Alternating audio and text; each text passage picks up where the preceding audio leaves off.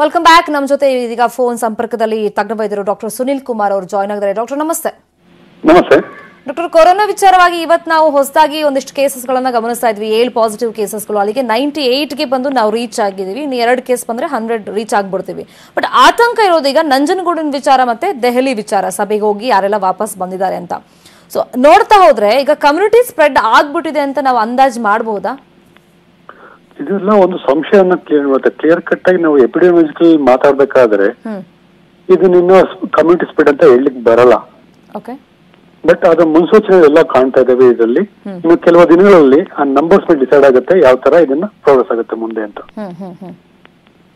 But ಇವಾಗ trace out ಮಾಡೋದು ಒಂದು ಸವಾಲಿನ ಕೆಲಸ ಆಗಿದೆ ಡಾಕ್ಟರ್. ಫಾರ್ ಎಕ್ಸಾಂಪಲ್, ಈಗ ನಂಜನಗೂಡಿನ ಕೇಸಲ್ಲೂ ಹಂಗೆ ಆಗ್ಬಿಟ್ಟಿದೆ. ಸೊ ಎಲ್ಲಾ ಕಡೆ ಸ್ಪ್ರೆಡ್ ಆಗ್ಬಿಟ್ಟಿದ್ದಾರೆ ಅವ್ರು ರಾಜ್ಯಾದ್ಯಂತ. ಒಂದೊಂದೇ ಪಾಸಿಟಿವ್ ಕೇಸಸ್ಗಳು ಇವಾಗ ಗೊತ್ತಾಗ್ತಿದೆ. ಈಗ ದೆಹಲಿದು ಹಂಗೆ ಆಗ್ಬಿಟ್ಟಿದೆ. ವಾಪಸ್ ಬಂದಿದ್ದಾರೆ, ಅದ್ರಲ್ಲಿ 10 ಜನ ನಮ್ಮ ದೇಶದಾದ್ಯಂತ ಬೇರೆ ಬೇರೆ ಕಡೆ ಸತ್ತೋಗಿದ್ದಾರೆ. ನಮ್ಮ ಶಿರಾದಲ್ಲೂ ಒಬ್ಬ ವೃದ್ಧ ಅದರಲ್ಲಿ. ಈ ಟ್ರೇಸ್ ಔಟ್ ಮಾಡಿ ಮತ್ತೆ ಅವ್ರನ್ನೆಲ್ಲ ಫೈಂಡ್ ಔಟ್ ಮಾಡಿ ಅವ್ರನ್ನ ಟೆಸ್ಟ್ ಮಾಡಿ ಅದು ಪಾಸಿಟಿವಾ ನೆಗೆಟಿವಾ ಅಂತ ಇವ್ರು ಫೈಂಡ್ ಔಟ್ ಮಾಡೋಷ್ಟೊತ್ತಿಗೆ ಸ್ವಲ್ಪ ಡಿಲೇ ಆಗಿ ಮತ್ತಷ್ಟು ಸ್ಪ್ರೆಡ್ ಆಗಿರುತ್ತೆ ಅನ್ಸಲ್ವಾ? ಆಗಬಹುದು. ಆಕ್ಚುಲಿ ಇದರಲ್ಲಿ ಏನಂದ್ರೆ ಮೀನ್ ಅದನ್ನೇ ಹೇಳ್ತಾ ಇದ್ರು, ಟ್ರಾನ್ಸ್ಮಿಷನ್ ಮೋಡ್ ಯಾವ್ದಲ್ಲಿ ಯಾರು ರೆಸ್ಪಿರೇಟರಿ ಸೆಕ್ರೇಷನ್ಸ್ ಆಗ್ಲಿ, ಕಾಫ್ ಆಗ್ಲಿ, ಸ್ನೀಸ್ ಅಲ್ಲಿ ಮಾಡಿದಾಗ ಅಕ್ಕಪಕ್ಕ ಯಾರಿದ್ರು ಕೂಡ ಅದನ್ನ ವಲ್ನರಬಿಲಿಟಿ ಇರುತ್ತೆ. ಬಟ್ ಒಂದು ಒಳ್ಳೆ ಅಂಶ ಒಂದ್ ಏನ್ ಮಾಡ್ಬೇಕಂದ್ರೆ, ಈ ತರ ನಂಬರ್ಸ್ ಇನ್ಕ್ರೀಸ್ ಆದ್ರೂ ಕೂಡ ಐಸಿಯು ನಲ್ಲಿ ನಂಬರ್ಸ್ ಜಾಸ್ತಿ ಆಗ್ತಾ ಇಲ್ಲ. ಯಾವುದೇ ತರ ಐಸಿಯು ಕೇರ್ ಈಗ ನೋಡಿ 98 ಕೇಸಸ್ ಅಂತ ಹೇಳಿದ್ವಿ, ಅದರಲ್ಲಿ ಮಾರ್ಟಾಲಿಟಿ 3 ಇಂದ 4 ಇರಬಹುದು. ಬಟ್ ಐಸಿಯು ಎಲ್ಲೂ ಕಡೆ ತುಂಬ್ತಿಲ್ಲ. ಅಂದ್ರೆ ಕೇಸಸ್ ಲೋಡು ಕೂಡ ಅಷ್ಟಿಲ್ಲ. ಮೋಸ್ಟ್ಲಿ 80% ಜನಗಳಿಗೆ ಅದು ಸೆಲ್ಫ್ ಲಿಮಿಟಿಂಗ್ ಎ ಸಿಂಪ್ಟಮ್ಯಾಟಿಕ್ ಇರುತ್ತದೆ. ಬೇಕಾಗುವಂತ ಹಾಸ್ಪಿಟಲ್ ಚಿಕಿತ್ಸೆ ಬೇಕಾದಂತದ್ದು ಒಂದು 15ರಿಂದ 12% ಅಷ್ಟೇ ಜನಗಳಿಗೆ ಹಾಸ್ಪಿಟಲ್ ಕೇರ್ ಬೇಕಾಗಿ ಹೋಗಬಹುದು. ಸೊ ಅಷ್ಟೊಂದು ಆತಂಕ ಪಡೋ ಅವಶ್ಯಕತೆ ಇಲ್ಲ. ನಂಬರ್ ಜಾಸ್ತಿ ಆಗ್ತಾ ಇದೆ. ನಂಬರ್ಸ್ ಮಾರ್ಟಾಲಿಟಿ ನೋಡಿದ್ರೆ ತುಂಬಾ ಡಿಫ್ರೆನ್ಸ್ ಕೂಡ ಬರ್ತಾ ಇದೆ. ಬಟ್ ಇವಾಗ ಈಗ ರ್ಯಾಪಿಡ್ ಕಿಟ್ ಅಂತ ಏನ್ ಕರಿತೀವಿ, ಈಗ ಪ್ರತಿಯೊಂದು ಸ್ಯಾಂಪಲ್ಸ್ ಅನ್ನ ಇವ್ರು ಲ್ಯಾಬೊರೇಟರಿ ಕಳಿಸಿ ಅಲ್ಲಿ ಗಂಟೆಗಟ್ಲೆ ಕಾದು ದಿನಗಟ್ಲೆ ಕಾದು ಅದು ಪಾಸಿಟಿವಾ ನೆಗೆಟಿವಾ ಅಂತ ಹೇಳ್ತಾ ಇದ್ದಾರೆ. ಈ ರ್ಯಾಪಿಡ್ ಕಿಟ್ ಇದ್ಬಿಟ್ರೆ ಡೌಟ್ ಬಂದವ್ರಿಗೂ ಒಂದು ಇಮಿಡಿಯೇಟ್ ಆಗಿ ಟೆಸ್ಟ್ ಮಾಡಿ ಪಾಸಿಟಿವಾ ನೆಗೆಟಿವಾ ಅಂತ ಹೇಳ್ಬೋದು. ಅದು ಬೇಗ ಇಂಪ್ಲಿಮೆಂಟ್ ಆಗ್ಬೇಕು ಅನ್ಸುತ್ತೆ ಡಾಕ್ಟರ್ ನಿಮ್ಗೆ? ಒಂದು ಫಸ್ಟ್ ಸ್ಟೇಜ್ ಅಲ್ಲಿ ಬಂದಾಗ, ಫಸ್ಟ್ ಸೆಕೆಂಡ್ ಸ್ಟೇಜ್ ಅಲ್ಲಿ ಎಷ್ಟು ರ್ಯಾಪಿಡ್ ಟೆಸ್ಟ್ ಮಾಡ್ತಿದ್ವಿ ನಮ್ಗೆ ಒಂದು ಡಿನಾಮಿನೇಟರ್ ಗೊತ್ತಾಗ್ತಿತ್ತು. ಎಷ್ಟು ಜನ ಇನ್ಫೆಕ್ಟ್ ಆಗಿದ್ದಾರೆ, ಎಷ್ಟು ಇನ್ಫೆಕ್ಟ್ ಆಗಿಲ್ಲ ಅಂತ ಹೇಳಿ. ಒಂದ್ಸರಿ ಕಮ್ಯುನಿಟಿ ಸ್ಪ್ರೆಡ್ ಆಗ್ತಿದೆ ಒಂದು ಸಂಶಯ ಬಂದಾಗ ಏನಾಗುತ್ತೆ, ಅದು ಇಮ್ಮಿಡಿಯೇಟ್ ಆಗುತ್ತೆ. ಟೆಸ್ಟ್ ಮಾಡ್ತೀವಿ ಬಿಡ್ತಿದ್ರೆ ಮೋಸ್ಟ್ ಆಫ್ ಆಲ್ ಎಲ್ಲರೂ ಕೋವಿಡ್ ಅಂತಾನೆ ಟ್ರೀಟ್ ಮಾಡ್ಬೇಕಾದಂತ ಅವಶ್ಯಕತೆ ಕೂಡ ಬರುತ್ತೆ ಮುಂದೆ ಹೋಗ್ತಾ. ಸೊ ಈಗ ಇನ್ನೊಂದು ವಾರ 2 ವಾರದಲ್ಲಿ ಸ್ವಲ್ಪ ಆದಷ್ಟು ಟೆಸ್ಟ್ ನ ಪ್ರಮಾಣ ಸ್ವಲ್ಪ ಇನ್ಕ್ರೀಸ್ ಮಾಡಿದ್ರೆ ಮುಂದಕ್ಕೆ ಒಂದು ದಿಕ್ಸೂಚಿ ಆಗುವಂತ ಚಾನ್ಸಸ್ ಕೂಡ ಇರುತ್ತೆ. ನಾವು ಕೇಳ್ಪಡ್ತೀವಿ ಡಾಕ್ಟರ್, ಈಗ ಲ್ಯಾಬೊರೇಟರಿಲಿ ಏನ್ ಇವಾಗ ಆಸ್ ಆಫ್ ನೌ ಮಾಡ್ತಾ ಇದ್ದಾರೆ, ಅದಾದ್ರೆ ಅಕ್ಯುರೇಟ್ ಆಗಿ ನಾವು ಪಾಸಿಟಿವ್ ನೆಗೆಟಿವ್ ಅಂತ ಇದ್ ಮಾಡಬಹುದು, ಮತ್ತೆ ಪದೇ ಪದೇ ಟೆಸ್ಟ್ ಮಾಡುವಂತ ಅಗತ್ಯ ಇಲ್ಲ. ಬಟ್ ಈ ರ್ಯಾಪಿಡ್ ಕಿಟ್ ಅಲ್ಲಿ ಅಷ್ಟೊಂದು ಅಕ್ಯುರೇಟ್ ಆಗಿ ಅದು ಪಾಸಿಟಿವ್ ನೆಗೆಟಿವ್ ಅಂತ ಗೊತ್ತಾಗಲ್ಲ ಅಂತ ಹೇಳ್ತಾರೆ. ಇದನ್ನ ಒಪ್ಕೊಳ್ತೀರಾ ನೀವು? ಯಾವುದೇ ಒಂದು ಸೆರೋಲಜಿ ಟೆಸ್ಟ್ ಮಾಡಿದಾಗ ಕೂಡ 100% ಯಾವ್ದು ಟೆಸ್ಟ್ ಡಿಕ್ಲೇರ್ ಆಗಲ್ಲ.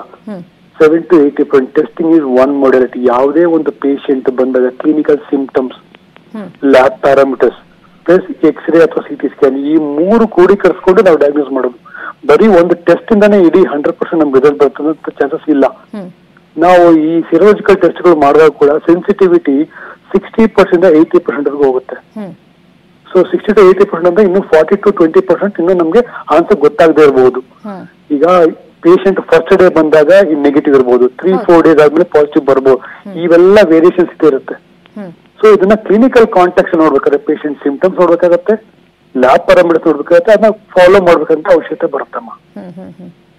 ಮತ್ತೆ ಬಹಳ ಒಂದು ಪ್ರಶ್ನೆ ಕಾಡೋದಂದ್ರೆ ಡಾಕ್ಟರ್, ನಾವು ಇಷ್ಟು ಸೈಂಟಿಫಿಕಲಿ ಮುಂದುವರೆದಿದ್ದೀವಿ.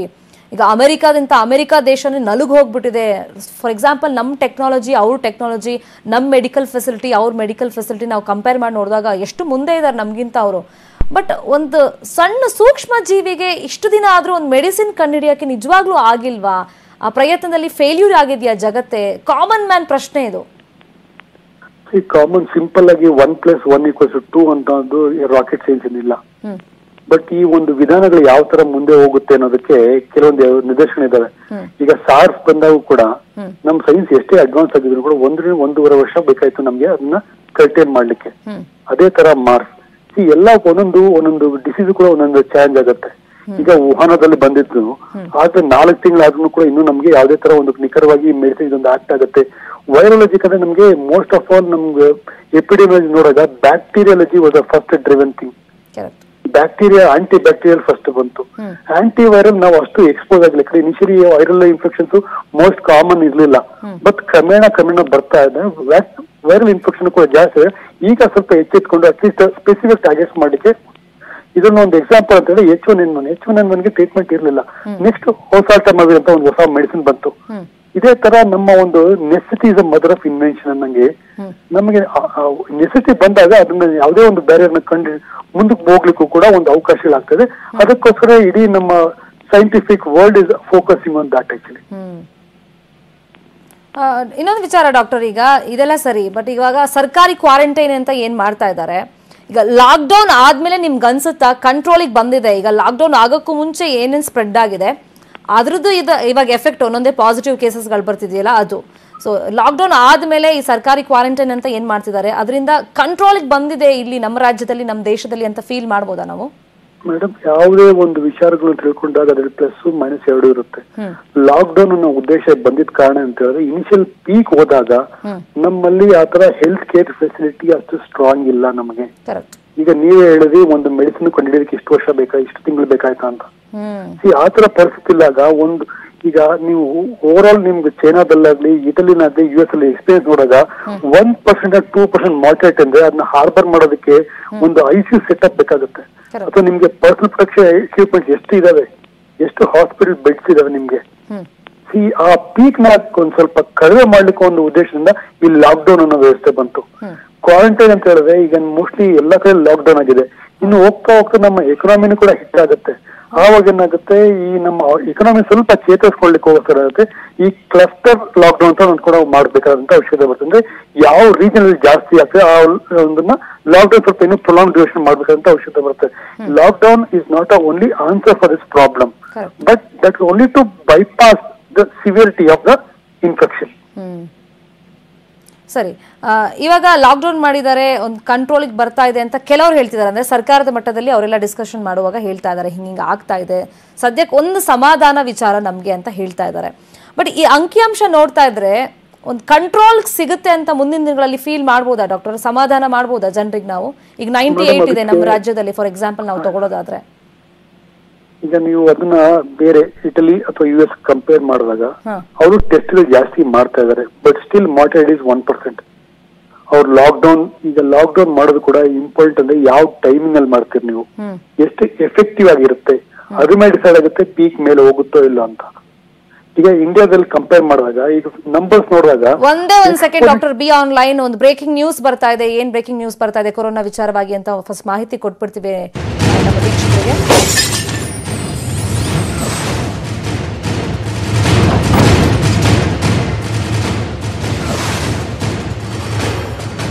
ನೋಡಿ, ದೆಹಲಿ ಸಭೆ ವಿಚಾರವಾಗಿ ಒಂದಿಷ್ಟು ಆತಂಕ ಇತ್ತಲ್ಲ. ನಾಪತ್ತೆಯಾಗಿದ್ದ 32 ಜನರ ಪೈಕಿ 26 ಜನರಿಗೆ ಈಗ ಹೋಮ್ ಕ್ವಾರಂಟೈನ್ ಮಾಡಿದ್ದಾರಂತೆ. ದೆಹಲಿ ಧರ್ಮಸಭೆಯಲ್ಲಿ ಇವರೆಲ್ಲ ಭಾಗವಹಿಸಿದ್ರು. ಅಂದ್ರೆ ಇವರು ಡೀಟೇಲ್ಸ್ ಸರ್ಕಾರಕ್ಕೆ ಇಮಿಡಿಯೇಟ್ ಆಗಿ ಸಿಕ್ಕಿರ್ಲಿಲ್ಲ. ಶ್ರೀರಾಮುಲು ಅವರು ಕೂಡ ಇದೇ ವಿಚಾರವಾಗಿ ಆತಂಕವನ್ನ ವ್ಯಕ್ತಪಡಿಸಿದ್ರು. ಈಗ ಬೀದರ್ ಜಿಲ್ಲೆಯಿಂದ 26 ಜನ ಏನೋ ಹೋಗಿದ್ರಂತೆ. 26 ಜನರಿಗೆ ಈಗ ಹೋಮ್ ಕ್ವಾರಂಟೈನ್ ಮಾಡಲಾಗಿದೆ. ಈಗ 32 ಜನರ ಮಾಹಿತಿ ನಮ್ಗೆ ಲಭ್ಯವಾಗ್ತಿಲ್ಲ, ಸರ್ಕಾರದ ವತಿಯಿಂದ ನಾವು ಹುಡುಕ್ತಾ ಇದ್ವಿ ಅಂತ ಅವ್ರು ಹೇಳಿದ್ರು. ಸೊ ಇದೀಗೇನೋ ಮಾಹಿತಿ ಸಿಕ್ಕಿದೆ ಅಂತ ಗೊತ್ತಾಗ್ತಾ ಇದೆ. ಅಂದಿನಿಂದ ಮನೆಯಲ್ಲೇ ನಿಗಾ ಇಟ್ಟಿದ್ದೀವಿ ಅಂತ ಅಲ್ಲಿನ DC ಮಾಹಿತಿಯನ್ನ ಕೊಟ್ಟಿದ್ದಾರೆ. ಈಗ ಟೋಟಲ್ ಆಗಿ 45 ಜನ ನಮ್ಮ ರಾಜ್ಯದಿಂದ ಅವತ್ತು ಧರ್ಮ ಪ್ರಚಾರದ ಸಭೆಗೆ ದೆಹಲಿಗೆ ಹೋಗಿದ್ದು. ಸೊ ಅದರಲ್ಲಿ ಇವಾಗ ಇನ್ನು 6 ಜನರ ಮಾಹಿತಿ ಲಭ್ಯವಾಗಬೇಕಾಗಿದೆ. ಇನ್ನು DC ಮಹದೇವ್ ಈ ಬಗ್ಗೆ ಸ್ಪಷ್ಟನೆಯನ್ನ ಕೊಟ್ಟಿದ್ದಾರೆ. ಹೆಚ್ಚಾಗಿ ಬೀದರ್ನವರೇ ಇಲ್ಲಿಗೆ ಅಂದ್ರೆ ದೆಹಲಿಗೆ ಹೋಗಿದ್ರು ಅನ್ನೋದು ಗೊತ್ತಾಗಿದೆ. 26 ಜನರ ಬ್ಲಡ್ ಸ್ಯಾಂಪಲ್ ತಗೊಂಡಿದಾರಂತೆ. ಒಂದು ಆತಂಕ ಏನಿತ್ತು ಅಂದ್ರೆ, ಸೊ ಇವರೆಲ್ಲ ಕಾರ್ಯಕ್ರಮ ಮುಗಿಸಿ ಹೆಂಗ್ ವಾಪಸ್ ಬಂದ್ರು ಮತ್ತೆ ಆ ಬಂದ ಮೇಲೆ ಎಲ್ಲೆಲ್ಲ ಓಡಾಡಿದ್ದಾರೆ ಅಂತ. ಸೊ ನಮಗೆ ಸಿಕ್ತಿರೋ ಮಾಹಿತಿ 17ನೇ ತಾರೀಕು ವಾಪಸ್ ಬಂದಿದ್ದಾರೆ. ಅವತ್ತಿನಿಂದಲೂ ಕೂಡ ಈ 26 ಜನರನ್ನ ನಾವು ಹೋಮ್ ಕ್ವಾರಂಟೈನ್ ನಲ್ಲೇ ಇಟ್ಟಿದ್ದೀವಿ, ಅವ್ರ ಮೇಲೆ ನಿಗಾ ಇಟ್ಟಿದ್ದೀವಿ, ಬ್ಲಡ್ ಸ್ಯಾಂಪಲ್ ತಗೊಂಡಿದ್ದೀವಿ, ಲ್ಯಾಬಿಗೆ ರಿಪೋರ್ಟ್ಗೋಸ್ಕರ ಕಳಿಸಿದ್ದೀವಿ ಅಂತ ಈಗ DC ಮಾಹಿತಿಯನ್ನ ಕೊಟ್ಟಿದ್ದಾರೆ. ಸೊ ಅಲ್ಲಿಗೆ ಒಂದು ಸಮಾಧಾನದ ವಿಚಾರ. ಅಂದ್ರೆ ಪಾಸಿಟಿವ್ ನೆಗೆಟಿವ್ ಇನ್ನೆಷ್ಟು ಸ್ಪ್ರೆಡ್ ಆಗಿದೆ ಅನ್ನೋದು ಇನ್ನಷ್ಟೇ ಗೊತ್ತಾಗಬೇಕಾಗುತ್ತೆ ರಿಪೋರ್ಟ್ಗಳಿಂದ. ಬಟ್ ಅಟ್ಲೀಸ್ಟ್ ಈಗ ಸಿಗ್ತಾ ಇದಾರಲ್ಲ ಒಬ್ಬೊಬ್ರೆ. 32 ಜನ ಈಗ ನಾಪತ್ತೆ ಆಗ್ಬಿಟ್ಟಿದ್ದಾರೆ. ಅವರ ವರದಿ ಏನು ಸಿಗ್ತಾ ಇಲ್ಲ. ವರದಿ ಇನ್ ದ ಸೆನ್ಸ್ ಅವ್ರು ಎಲ್ಲಿ ಅವರು, ಏನು ಎತ್ತ, ಯಾವ ಊರವರು, ಅವ್ರ ಬಗ್ಗೆ ಮಾಹಿತಿ ಸಿಗ್ತಾ ಇರಲಿಲ್ಲ ಅಂತ ಶ್ರೀರಾಮುಲು ಅವರು ಆತಂಕವನ್ನ ಆಗ್ಲೇ ಸ್ವಲ್ಪ ಹೊತ್ತಿನ ಮುಂಚೆ ವ್ಯಕ್ತಪಡಿಸಿದ್ದು. ಸೊ ಇದೀಗ 26 ಜನರ ಮಾಹಿತಿ ಲಭ್ಯವಾಗಿದೆ. ಬೀದರ್ ಡಿಸಿ ಬಗ್ಗೆ ಮಾಹಿತಿಯನ್ನು ಕೊಟ್ಟಿದ್ದಾರೆ. ಅವ್ರು ರಿಟರ್ನ್ ಆದ ತಕ್ಷಣನೇ ಅವ್ರನ್ನ ಕ್ವಾರಂಟೈನ್ ಅಲ್ಲಿ ಇಟ್ಟಿದ್ದಾರೆ, ಮತ್ತೆ ಬ್ಲಡ್ ಸ್ಯಾಂಪಲ್ ಎಲ್ಲ ತಗೊಂಡಿದ್ದಾರೆ.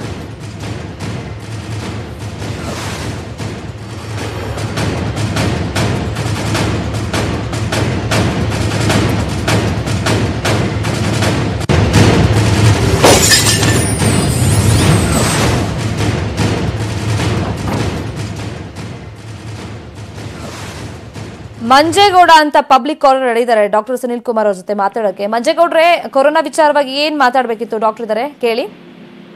ಮೇಡಮ್, ಅದು ನಾವು ಒಂದು 5-8 ವರ್ಷದಿಂದ ಎಣ್ಣೆ ಸಿಕ್ಕಾಪಟ್ಟೆ ಎಣ್ಣೆ ಕುಡಿತಾ ಇದ್ದೆವು. ಒಂದು ವಾರದಿಂದ ಡ್ರಿಂಕ್ಸ್ ಸಿಕ್ತಿಲ್ಲ, ಊಟ ಮಾಡಕ್ ಆಗಲ್ಲ. ಬೆಳಿಗ್ಗೆ ಟೈಮ್ ಎದ್ಬಿಟ್ಟು ಕೈ ಕಾಲೆಲ್ಲ ವೈಬ್ರೇಷನ್ ಬರ್ತವೆ. ಬಾಡಿ ಕಂಟ್ರೋಲ್ ಸಿಗ್ತಾ ಇಲ್ಲ ನಿಮ್ಗಲ್ವಾ? ಬಾಡಿ ಕಂಟ್ರೋಲ್ ಸಿಗ್ತಾ ಇದೆ. ಬೆಳಿಗ್ಗೆ ಎದ್ಬಿಟ್ರೆ ಏನೇನೋ ಒಂಥರ ಚಿಂತೆ, ಮಾನಸಿಕವಾಗಿ ಜಮೀನ್ ಹತ್ರಕ್ಕೆ ಹೋಗೋದ್ ಬೇಡ ಅನ್ಸುತ್ತೆ, ಸುಮ್ನೆ ಎಲ್ಲಾರ ಹೋಗೋಣ ಅನ್ಸುತ್ತೆ. ಅಂದ್ರೆ ಈ ಭ್ರಮೆಗಳು ಜಾಸ್ತಿ ಬರುತ್ತಾ? ಅಂದ್ರೆ ಯಾರೋ ಕಿವಿಲ್ ಹೇಳ್ದಂಗೆ? ಹೌದೌದು ಮೇಡಮ್, ನೈಟ್ ನಿದ್ರೆ ಬರಲ್ಲ. ನೈಟು ಅದು ಬೆಚ್ಚಂಗ್ ನಿದ್ರೆ ಹೆಚ್ಚಂಗ್ ಆಗುತ್ತೆ, ಒಂದೊಂದ್ಸಲ ಬೆಚ್ಚಂಗ್ ಬೆಳಗು ನಿದ್ದೆ ಬರಲ್ಲ, ಬೆವರೋದು ಈ ಟೈಪ್ ಎಲ್ಲ ಆಗ್ಬಿಡುತ್ತೆ ಮೇಡಮ್. ಓಕೆ, ಗಾಬರಿ ಪಡ್ಕೋಬೇಡಿ ಮಂಜೇಗೌಡ್ರೆ, ಡಾಕ್ಟರ್ ಇದಾರೆ, ನಿಮ್ಗೆ ಸಲಹೆ ಕೊಡ್ತಾರೆ. ಡಾಕ್ಟರ್ ಸುನಿಲ್ ಕುಮಾರ್, ಏನ್ ಸಜೆಸ್ಟ್ ಮಾಡ್ತೀರಾ ಇವ್ರಿಗೆ? ಈಗ ನೋಡಿ, ಆಲ್ಕೋಹಾಲ್ ವಿತ್ಡ್ರಾವಲ್ ಸಿಂಪ್ಟಮ್ಸ್ ಆಗುತ್ತೆ ಒಂದೊಂದ್ಸರಿ. ಈ ಆಲ್ಕೋಹಾಲ್, ಹ್ಯಾಬಿಚುವಲ್ ಆಲ್ಕೋಹಾಲ್ ಇದ್ದಾಗ ಇದು ಒಂದು ಸೋಷಿಯಲ್ ಫಿನಾಮಿನ ಆಗುತ್ತೆ ಮುಂದೆ ಹೋಗ್ತಾ ಹೋಗ್ತಾ. ಈ ಲಾಕ್ ಡೌನ್ ಅನ್ನೋದಕ್ಕೆ ಇದರೆಲ್ಲ ಒಂದು ದುಷ್ಪರಿಣಾಮಗಳು ಬರುತ್ತೆ ಅನ್ನೋದಕ್ಕೆ ಇದೊಂದು ಎಕ್ಸಾಂಪಲ್. 100% ಲಾಕ್ ಡೌನ್ ಮಾಡ್ಲಿಕ್ಕೆ ಕಷ್ಟಗಳು. ಯಾಕಂದ್ರೆ ನಿಮ್ಗೆ ಒಂದು ರಿಹ್ಯಾಬಿಲಿಟೇಷನ್ ಯಾವ್ದೇ ಒಂದು ಸ್ಮೋಕಿಂಗ್ ಆಗ್ಲಿ, ಆಲ್ಕೋಹಾಲ್ ಡಿಅಡಿಕ್ಷನ್ ಮಾಡ್ಬೇಕಾದ್ರೂ ಒಂದು ದಿನದಲ್ಲಿ ಆಗಲ್ಲ. ಇದು ಅಟ್ಲೀಸ್ಟ್ ಕ್ರಮೇಣ ಇದು ಹ್ಯಾಬಿಚುವಲ್ ಒಂದು ಸೈಕಲಾಜಿಕಲ್ ಇದನ್ನ ಮಾತಾಡಿ ಅವ್ರಿಗೆ ಕೌನ್ಸಿಲಿಂಗ್ ಮಾಡಿ ಅವ್ರನ್ನ ಕಾನ್ಫಿಡೆನ್ಸ್ ಇದು ಮಾಡ್ಲಿಕ್ಕೆ ಇದು ಕ್ರಾನಿಕ್ ಪ್ರೊಸೆಸ್ ಆಗುತ್ತೆ. ಈಗ ಸದ್ಯಕ್ಕೆ ನಾವು ಲಾಕ್ ಡೌನ್ ಆಗಿರೋದನ್ನ ಆಚೆ ಬರ್ಲಿಕ್ಕೆ ಏನ್ ಮಾಡ್ಬೇಕು, ಅದ್ರ ಒಂದು ಗ್ರಾವಿಟಿನ ಅರ್ಥ ಮಾಡ್ಕೊಂಡ್ರೆ ನಾವು ಮುಂದೆ ಹೋಗ್ಲಿಕ್ಕೆ ಈಸಿ ಆಗುತ್ತೆ. ಇದರಲ್ಲಿ ಏನಾಗುತ್ತೆ, ಸೋಷಿಯಲ್ ಎಲಿಮೆಂಟ್ಸ್ ಅಲ್ಲಿ ಈ ತರ ಈ ವಿತ್ಡ್ರಾವಲ್ ಆಲ್ಕೋಹಾಲ್ ಸಿಂಪ್ಟಮ್ಸ್ ಬರೋದು ಇದು ಸರ್ವೇ ಸಾಮಾನ್ಯವಾಗಿ ಕಾಣ್ತೀವಿ ಮುಂದಕ್ಕೂ ಅಷ್ಟೇ, ಇನ್ನೊಂದು 1-2 ವಾರದಲ್ಲಿ. ಅದಕ್ಕೆ ಅಟ್ಲೀಸ್ಟ್ ಆಂಟಿ ಆಂಗ್ಸೈಟಿಕ್ಸ್ ಅಂತ ಹೇಳಿ ತಗೋಬೇಕಾಗತ್ತೆ ಮೋಸ್ಟ್ಲಿ. ಅದು ಒಂದು ನಿಮ್ಮ ಸೈಕಾಟ್ರಿಕ್ ಡಾಕ್ಟರ್ ಯಾರನ್ನ ಸ್ವಲ್ಪ ಪರಿಚಯಿಸ್ಕೊಂಡು ಅವ್ರನ್ನ ಮಾತಾಡಿ ಸ್ವಲ್ಪ ಕೌನ್ಸಿಲಿಂಗ್ ತಗೊಂಡು ಅದನ್ನ ಕಡಿಮೆ ಮಾಡ್ಕೊತಾ ಹೋಗ್ಬೋದು ವಿತ್ಡ್ರಾವಲ್. ಮತ್ತೆ ಈ ಟೈಮ್ ನಲ್ಲಿ ಫ್ಯಾಮಿಲಿ ಮೆಂಬರ್ಸ್ ಹೆಂಗ್ ಸಪೋರ್ಟಿವ್ ಆಗಿರ್ಬೇಕು? ಯಾಕಂದ್ರೆ ಈಗ ಕುಡಿತಾರೆ, ಅದಕ್ಕೆ ಚಟಕ್ಕೆ ಅಡಿಕ್ಟ್ ಆಗಿಬಿಟ್ಟಿದ್ದಾರೆ ಅಂದ್ರೆ ಬೈಯೋರೇ ಜಾಸ್ತಿ, ಯಾರು ಸಪೋರ್ಟ್ ಮಾಡಲ್ಲ ಯೂಶುವಲಿ. ಸೊ ಫ್ಯಾಮಿಲಿ ಮೆಂಬರ್ಸ್ ಈ ಟೈಮ್ ಅಲ್ಲಿ ಯಾವ ರೀತಿ ಅವ್ರಿಗೆ ಸಪೋರ್ಟ್ ಮಾಡ್ಬೇಕು ಅಂತೀರಾ ಡಾಕ್ಟರ್? ಈಗ ಒಂದು ಅವಶ್ಯಕತೆ ಸಿಚುವೇಶನ್ ಸ್ವಲ್ಪ ಕ್ಲೀನ್ ಆಗಿ ಅಂಡರ್ಸ್ಟ್ಯಾಂಡ್ ಮಾಡ್ಕೋಬೇಕಾಗುತ್ತೆ. ಈಗ ಅವರು ಈ ವೆರಿ ಹ್ಯಾಬಿಚುವಲ್ ಟು ಆಲ್ಕೋಹಾಲ್ ಇದ್ದಾಗ ಅಟ್ಲೀಸ್ಟ್ ಮನೆಯಲ್ಲಿ ಅಟ್ಲೀಸ್ಟ್ ತಿಳುವಳಿಕೆ ಇರೋರು ಅಟ್ಲೀಸ್ಟ್ ಅವ್ರ ಜೊತೆ ಕೂತು ಮಾತಾಡಿ ಅವರ ಆಂಗ್ಸೈಟಿನ ಸ್ವಲ್ಪ ಕಡಿಮೆ ಮಾಡ್ಲಿಕ್ಕೆ ಆದಷ್ಟು ಕುತ್ಕೊಂಡು ಮಾತಾಡೋದ್ರಲ್ಲಿ ಒಳ್ಳೆ ಒಂದು ಫಲಿತಾಂಶ ನೋಡ್ಕೋಬಹುದು. ಅಂದ್ರೆ ಸಾಕಷ್ಟು ಜನರದ್ದು ಇದೇ ಪ್ರಾಬ್ಲಮ್ ಇರೋದು. ಯಾಕಂದ್ರೆ ನಾವು ಈ ಪ್ರೋಗ್ರಾಮ್ ಸ್ಟಾರ್ಟ್ ಮಾಡಿದಾಗ 3 ಗಂಟೆಗೆ ಅದನ್ನೇ ಹೇಳ್ತಾ ಇದ್ವಿ. ತುಂಬಾ ಜನ ಸೂಸೈಡ್ ಮಾಡ್ಕೊಂಡಿದ್ದಾರೆ, ಸೂಸೈಡ್ ಅಟೆಂಪ್ಟ್ ಮಾಡ್ಕೊಳ್ತಾ ಇದ್ದಾರೆ. ಎಣ್ಣೆ ಸಿಗ್ತಾ ಇಲ್ಲ, ಸ್ಮೋಕರ್ಸ್ ಈಗ ಸಿಗರೇಟ್ ಸಿಗಲ್ಲ, ಬೀಡಿ ಸಿಗಲ್ಲ ಅಂತ ತುಂಬಾ ಅಡಿಕ್ಟ್ ಯಾರೆಲ್ಲ ಆಗಿದ್ರು ಅವ್ರಿಗೆ ತುಂಬಾ ಸಮಸ್ಯೆ ಆಗ್ತಾ ಇದೆ. ಹೌದು, ನ್ಯಾಚುರಲಿ ಹೇಳೋದಲ್ಲ, ಈ ಆಲ್ಕೋಹಾಲ್ ಮತ್ತೆ ನಿಕೋಟಿನ್ ಈ ಡಿ ಅಡಿಕ್ಷನ್ ಇದೆಯಲ್ಲ, ಅದು ಒಂದು ದೊಡ್ಡ ಒಂದು ಈಗ ಏನಾಗುತ್ತೆ, ಒಂದು ಸಾಮಾಜಿಕ ಒಂದು ನೆಲೆಗಟ್ಟ ಮೇಲೆ ಏನೇನ್ ನಮ್ಮ ಅಭ್ಯಾಸಗಳಿದೆ ಅನ್ನೋದು ಕೂಡ ಎಕ್ಸ್ಪೋಸ್ ಆಗುತ್ತೆ ಇದರಲ್ಲಿ. ಈ ಒಂದು ಲಾಕ್ ಡೌನ್ ಅನ್ನೋ ವಿಷಯ ಬಂದಾಗ, ಅಟ್ಲೀಸ್ಟ್ ಆ ರೆಸ್ಟ್ರಿಕ್ಷನ್ ಬಂದಾಗ ಇದನ್ನ ನಾವು ಮೇನ್ ವರಿ ಕೊರೋನಾ ಒಂದು ಸ್ಪ್ರೆಡ್ ನ ಕಂಟ್ರೋಲ್ ಮಾಡ್ಲಿಕ್ಕೋಸ್ಕರ ಮಾಡಿದಂತ ವಿಷಯ. ಅದು ಯಾವ ತರ ಸೋಷಿಯಲ್ ಇಂಪ್ಯಾಕ್ಟ್ಸ್ ಬೀಳುತ್ತೆ ಅನ್ನೋದಕ್ಕೆ, ಸ್ಮೋಕಿಂಗ್ ಅಡಿಕ್ಷನ್ ಯಾವ ತರ ಅವರಿಂದ ಫ್ರಸ್ಟ್ರೇಷನ್ ಏನಾಗುತ್ತೆ ಮುಂದಕ್ಕೆ, ಅಥವಾ ಆಲ್ಕೋಹಾಲ್ ಈಗ ಯಾರೋ ಒಂದು ಮಾತಾಡ್ಬೇಕಾದ್ರೆ ನಾವು ಹೇಳ್ತಿರ್ತಾರೆ, ನಿಮ್ಗೆ ಕೊರೋನಾ ಡೆತ್ಗಿಂತ ನಿಮ್ಗೆ ಆಲ್ಕೋಹಾಲ್ ವಿತೌಟ್ ಆಲ್ಕೋಹಾಲ್ ಆ ಒಂದು ಕ್ರೇವಿಂಗ್ ಇಂದಾನೆ ತುಂಬಾ ಜನ ಸ್ವಲ್ಪ ಆತ್ಮಹತ್ಯೆ ಮಾಡ್ಕೊಂಡು ಒಂದು ಮನಸ್ಸು ಡಿಸ್ಟರ್ಬ್ ಆಗೋದು ಇವೆಲ್ಲ ಕಾಣ್ತಿದೀವಿ ನಾವು. ಅದೇಂತ ಸ್ವತಃ ನಮ್ಮ ಸೋಷಿಯಲ್ ವ್ಯವಸ್ಥೆಗಳನ್ನ ನಾವು ಎಲ್ಲೆಲ್ಲಿ ಬುಡ ಸಮೇತ ಎಷ್ಟೆಲ್ಲ ಕಡೆ ಗಟ್ಟಿ ಮಾಡ್ಬೇಕಾಗತ್ತೆ ಮುಂದೆ ಹೋಗ್ತಾ. ಇದು ಒಂದು ಸೋಷಿಯಲ್ ರೆಸ್ಪಾನ್ಸಿಬಿಲಿಟಿ ಎಲ್ಲರಿಗೂ ಇರುತ್ತೆ ಇದರಲ್ಲಿ. ಅಂದ್ರೆ ಈಗ ಇಮಿಡಿಯೇಟ್ ಆಗಿ ಅಂತವ್ರು ಏನ್ ಮಾಡ್ಬೋದು ಡಾಕ್ಟರ್? ಇವಾಗ ಫಾರ್ ಎಕ್ಸಾಂಪಲ್ ಅವ್ರಿಗೆ ಎಲ್ಲಿ ಹೋಗ್ಬೇಕು, ರಿಹ್ಯಾಬಿಲಿಟೇಷನ್ ಸೆಂಟರ್ ಇವಾಗ ಫೆಸಿಲಿಟಿ ಇದೆಯೋ ಇಲ್ವೋ ಗೊತ್ತಿಲ್ಲ, ಅಲ್ಲಿ ಹೋಗಿ ಜಾಯಿನ್ ಆಗ್ಬೋದೋ ಇಲ್ವೋ, ಇವಾಗ ಓಪನಿಂಗ್ ಇದೆಯೋ ಇಲ್ವೋ, ಅಡ್ಮಿಷನ್ ಮಾಡ್ಕೊಳ್ತಾ ಇಲ್ವೋ, ಅದೊಂದು ಗೊಂದಲ ಇದೆ. ಬಟ್ ಇಮಿಡಿಯೇಟ್ ಆಗಿ ಏನ್ ಮಾಡ್ಬೋದು ಅಂತವ್ರೀಗ? ಇದಕ್ಕೆ ಅಟ್ಲೀಸ್ಟ್ ಇಮಿಡಿಯೇಟ್ ಆಗಿ ಆನ್ಸರ್ ಅಂತ ಯಾವ್ದಿಲ್ಲ ಮೇಡಮ್. ಸ್ವಲ್ಪ ಅಟ್ಲೀಸ್ಟ್ ಮಾತಾಡ್ಬೇಕಾಗತ್ತೆ ಅವ್ರ ಹತ್ರ. ಆದಷ್ಟು ಆ ಸಿಂಪ್ಟಮ್ಸ್ ಸ್ವಲ್ಪ ಕಡಿಮೆ ಮಾಡ್ಲಿಕ್ಕೆ ಡೈವರ್ಷನ್ ಥೆರಪಿ ಅಂತ ಹೇಳ್ತೀವಿ ಜನರಲಿ. ಅಟ್ಲೀಸ್ಟ್ ಬೇರೆ ಯಾವ ತರ ಮನಸ್ಸಿನ ಬೇರೆ ಕಡೆ ಡೈವರ್ಟ್ ಮಾಡ್ಲಿಕ್ಕೆ ಇದನ್ನ ಮಾಡಿದ್ರೆ ಸ್ವಲ್ಪ ಮಟ್ಟಿಗೆ ಸಕ್ಸಸ್ ಕಾಣಬಹುದು. ಈಗ ಡಾಕ್ಟರ್ನ ಮೀಟ್ ಮಾಡದೆ ಅವರಿಗೆ ಸೊಲ್ಯೂಷನ್ ಇಲ್ವೇ ಇಲ್ವಾ ಹಾಗಾದ್ರೆ ಇಟ್ ಪ್ರೆಸೆಂಟ್? ಈಗ ಸದ್ಯದ ಪರಿಸ್ಥಿತಿ ಪ್ರಕಾರ ಅಟ್ಲೀಸ್ಟ್ ಒಂದು 40 to 50% ಸೊಲ್ಯೂಷನ್ಸ್ ಇರಲ್ಲ ಮೇಡಮ್. ಕರೆಕ್ಟ್. ವೆಲ್ ಮತ್ತೆ ನಾವು ಕೊರೋನಾ ವಿಚಾರವಾಗಿ ಮಾತಾಡೋದಾದ್ರೆ ಡಾಕ್ಟರ್, ಇವಾಗ ನೋಡ್ತಾ ಇದ್ದೀವಲ್ಲ, ಸೊ ಕಮ್ಯುನಿಟಿ ಡಿಸೀಸ್ ಆಗಿದೆಯಾ ಇಲ್ವಾ ಅನ್ನೋದು ಇನ್ನೇನು ಆರೋಗ್ಯ ಇಲಾಖೆ ಮತ್ತು ಸರ್ಕಾರ ಅದನ್ನು ಕನ್ಫರ್ಮ್ ಮಾಡಿ ಹೇಳುತ್ತೆ. ಬಟ್ ಇದೇ ನಂಬರ್ಸ್ ನೋಡ್ತಾ ಇದ್ರೆ ಅಟ್ಲೀಸ್ಟ್ ಈಗ ಲಾಕ್ಡೌನ್ ವಿಚಾರವಾಗಿಯೇ ಸ್ವಲ್ಪ ಅದರಿಂದ ಅನಾನುಕೂಲನೂ ಇದೆ, ಅನುಕೂಲನೂ ಆಗಿದೆ ಅಂತ ಕೆಲವರು ಹೇಳ್ತಾ ಇದ್ದಾರೆ. ಅಫ್ಕೋರ್ಸ್ ಫಾರ್ ಎಕ್ಸಾಂಪಲ್ ಈಗ ನಾವು ಮಾತಾಡಿದ್ವಲ್ಲ, ಇಂಥವ್ರಿಗೆಲ್ಲ ಸ್ವಲ್ಪ ಪ್ರಾಬ್ಲಮ್ ಆಗ್ತಾ ಇದೆ, ಕೂಲಿ ಕಾರ್ಮಿಕರಿಗೆ ಪ್ರಾಬ್ಲಮ್ ಆಗ್ತಾ ಇದೆ. ಬಟ್ ಈ ನಂಬರನ್ನು ರಿಸ್ಟ್ರಿಕ್ಟ್ ಮಾಡೋಕ್ಕೆ ಸಾಧ್ಯ ಆಯಿತು ಅಂತ ಅನ್ಸಲ್ವಾ ನಿಮಗೆ ಡಾಕ್ಟರ್? ಮೇಡಮ್, ಈಗ ಇದರಲ್ಲಿ ಒಂದನ್ನ ಅರ್ಥ ಮಾಡ್ಕೋಬೇಕಾಗತ್ತೆ. ನಮ್ಮ ಇಟಲಿ ಆಗ್ಲಿ USA ಲೈವ್ ನಮ್ಮ ಕಣ್ಣ ಮುಂದೆ ಅಂತ ನಿಜವಾದ ಘಟನೆಗಳ ಎಕ್ಸಾಂಪಲ್ ಇದು.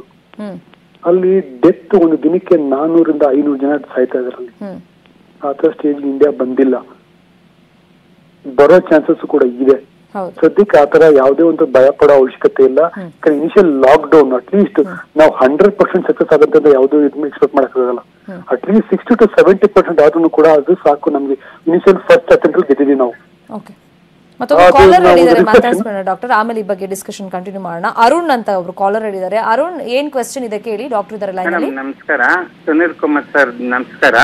ನಮಸ್ಕಾರ ಸರ್, ಇವಾಗ 26 ಜನ ಮತ್ತೆ ಈ ಡೆಲ್ಲಿಲಿ ಸ್ವಲ್ಪ ಮಸೀದಿಗೆ ಹೋಗಿ ಈ ತರ ಆಗಿದೆ ಅಂದ್ರಲ್ಲ, ಅವ್ರ ಜೊತೆ ಸೇರ್ಕೊಂಡಿರ್ತಾರ ಅಕ್ಕಪಕ್ಕದವರು, ಇಲ್ಲ ಸಮಯಕ್ಕೆ ಫ್ರೆಂಡ್ ಆಗಿರ್ತಾರೆ, ಅವ್ರ ಹತ್ರ ಮಾತಾಡಿರ್ತಾರಲ್ಲ, ಅವ್ರು ಏನಾನ ಪ್ರಿಕಾಷನ್ ಆಗಿ ಏನಾನ ಟ್ಯಾಬ್ಲೆಟ್ಸ್ ಇಲ್ಲ ಏನಾನ ಇದು ತಗೋಬೇಕಾ, ಇಲ್ಲ ಅಂದ್ರೆ ಏನ್ ಮಾಡ್ಬೇಕು ಅಂತ? ಯಾಕಂದ್ರೆ ಇವ್ರ ಅಕ್ಕಪಕ್ಕದಲ್ಲಿ ಇದ್ಮೇಲೆ ಇವ್ರಿಗೆ ನಾವ್ ಮಾತಾಡಿಸ್ತೀವಿ, ಇಲ್ಲ ನಮ್ಮ ನೇಟಿವ್ ಅಂತ ನಾವೇನೋ ಮಾತಾಡಿಸ್ತೀವಿ, ಇಲ್ಲ ಸೆಕೆಂಡ್ ಕೊಡ್ತಲ್ಲ ಬಿಡಿ. ಇವಾಗ ಅಕಸ್ಮಾತ್ ಅಕ್ಕಪಕ್ಕ ಮನೇಲಿ ಇದ್ದೀವಲ್ಲ, ಏನನ್ನ ಪ್ರಿಕಾಷನ್ ತಗೋಬೋದಾ ಸರ್ ನಾವು? ತುಂಬಾ ಒಳ್ಳೆ ಪ್ರಶ್ನೆ ಇದು. ಈಗ ಇಡೀ ದೇಶನ ಕಾಡ್ತಿರೋ ಕ್ವಶನ್ ಇದು. ಯಾರಾದ್ರೂ ಪಾಸಿಟಿವ್ ಆಯ್ತು ಅಂತ ಅವರು ಒಂದು ಕ್ಲೋಸ್ ಪ್ರಾಕ್ಸಿಮಿಟಿ ಅಥವಾ ಸಂಪರ್ಕದಲ್ಲಿ ಇದ್ದಾಗ ಏನಾಗುತ್ತೆ, ಮೋಸ್ಟ್ ಆಫ್ ಆಲ್ ಯಾವ ತರ ಟ್ರಾನ್ಸ್ಮಿಟ್ ಆಗುತ್ತೆ? ಒಂದು ಮಾತಾಡ್ಬೇಕಾದ್ರೆ ಈ ಡ್ರಾಪ್ಲೆಟ್ಸ್ ಇಂದ ಟ್ರಾನ್ಸ್ಮಿಟ್ ಆಗೋ ಚಾನ್ಸಸ್ ಇದೆ. ಬಟ್ ಟ್ರಾನ್ಸ್ಮಿಟ್ ಆದ್ರೂ ಕೂಡ ರೂಪಾಯಲ್ಲಿ 80% ಅವರಿಗೆ ಯಾವುದೇ ತರ ಪ್ರಾಬ್ಲಮ್ಸ್ ಬರಲ್ಲ. ಈಗ ನಾವು ಸ್ಪೆಸಿಫಿಕ್ ಆಗಿ ಅದನ್ನ ಕಂಟ್ರೋಲ್ ಮಾಡುವಂತ ಮೆಡಿಸಿನ್ಸ್ ಯಾವ್ದಿಲ್ಲ. ಬಟ್ ICMR ರೀಸೆಂಟ್ ಆಗಿ ಏನಾಗುತ್ತೆ, ಹೈಡ್ರಾಕ್ಸಿಕ್ಲೋರೋಕ್ವಿನ್ ಅನ್ನು ಮಾತ್ರ ಕೊಟ್ಟಿದ್ದಾರೆ. ಅದು 400 mg ಬೆಳಿಗ್ಗೆ ಒಂದು ರಾತ್ರಿ ಒಂದು ತಗೋಬೇಕಂತ ಒಂದು ಡಿಸೈಡ್ ಮಾಡಿದ್ದಾರೆ. ಇದೊಂದು ಯಾವ ಕೊಡ್ತೀವಿ ಅಂತಂದ್ರೆ, ಒಂದು ಕನ್ಫರ್ಮ್ಡ್ ಕೇಸ್ ಇದ್ದಾಗ ಅಥವಾ ಕನ್ಫರ್ಮ್ ಕೇಸ್ ಜೊತೆ ಕಾಂಟ್ಯಾಕ್ಟ್ ಇದ್ದಾಗ ಮಾತ್ರ ಈ ತರ ಒಂದು ಮೆಡಿಸಿನ್ ತಗೊಳ್ಬೇಕಾದಂತ ಅವಶ್ಯಕತೆ ಬರುತ್ತೆ. ಇಲ್ಲ ಅಂದ್ರೆ ಅವಶ್ಯಕತೆ ಇಲ್ಲ. ನಮ್ಮ ಸ್ವಂತ ಇಮ್ಯುನಿಟಿ ಸಾಕಾಗತ್ತೆ 80% ಇದನ್ನ ಫೈಟ್ ಮಾಡ್ಲಿಕ್ಕೆ. ಅಥವಾ 65 ವರ್ಷ ವಯಸ್ಸಾಗಿದೆ, BP ಇದೆ, ಶುಗರ್ ಇದೆ, ಆಸ್ತಮಾ ಇದೆ, COPD ಇದೆ, ಈ ಕಂಡೀಷನ್ಸ್ ಅಲ್ಲಿ ಏನಾಗುತ್ತೆ, ಸ್ವಲ್ಪ ರಿಸ್ಕ್ ಜಾಸ್ತಿ ಆಗುತ್ತೆ. ಹಾಸ್ಪಿಟಲ್ ಅಡ್ಮಿಟ್ ಆಗುವಂತ ಅವಶ್ಯಕತೆ ಆಗ್ಲಿ, ICU ಹೋಗುವಂತ ಅವಶ್ಯಕತೆ ಆಗಲಿ ಬರುವಂತ ಚಾನ್ಸಸ್ ಇರುತ್ತೆ. ಸೊ ನಾರ್ಮಲ್ ಆಗಿದ್ದಾಗ ಏನು ಸಿಂಪ್ಟಮ್ಸ್ ಇಲ್ಲ, ಏನು ಮೆಡಿಸಿನ್ ತಗೊಳ್ಳೋ ಅವಶ್ಯಕತೆ ಇಲ್ಲ. ಒಂದ್ ಪಾಸಿಟಿವ್ ಕನ್ಫರ್ಮ್ ಆದಾಗ ಏನಾಗುತ್ತೆ, ಅಂತ ಕ್ಲೋಸ್ ಕ್ವಾಂಟಿಟಿ ಇದ್ದಾಗ ಒಂದು ಹೈಡ್ರಾಕ್ಸಿಕ್ಲೋರೋಕ್ವಿನ್ ಅನ್ನೋ ಮಾತ್ರೆನ ತಗೋಬೇಕಾದಂತ ಅವಶ್ಯಕತೆ ICMR ಇಂದ ಡಿಕ್ಲೇರ್ ಆಗಿದೆ.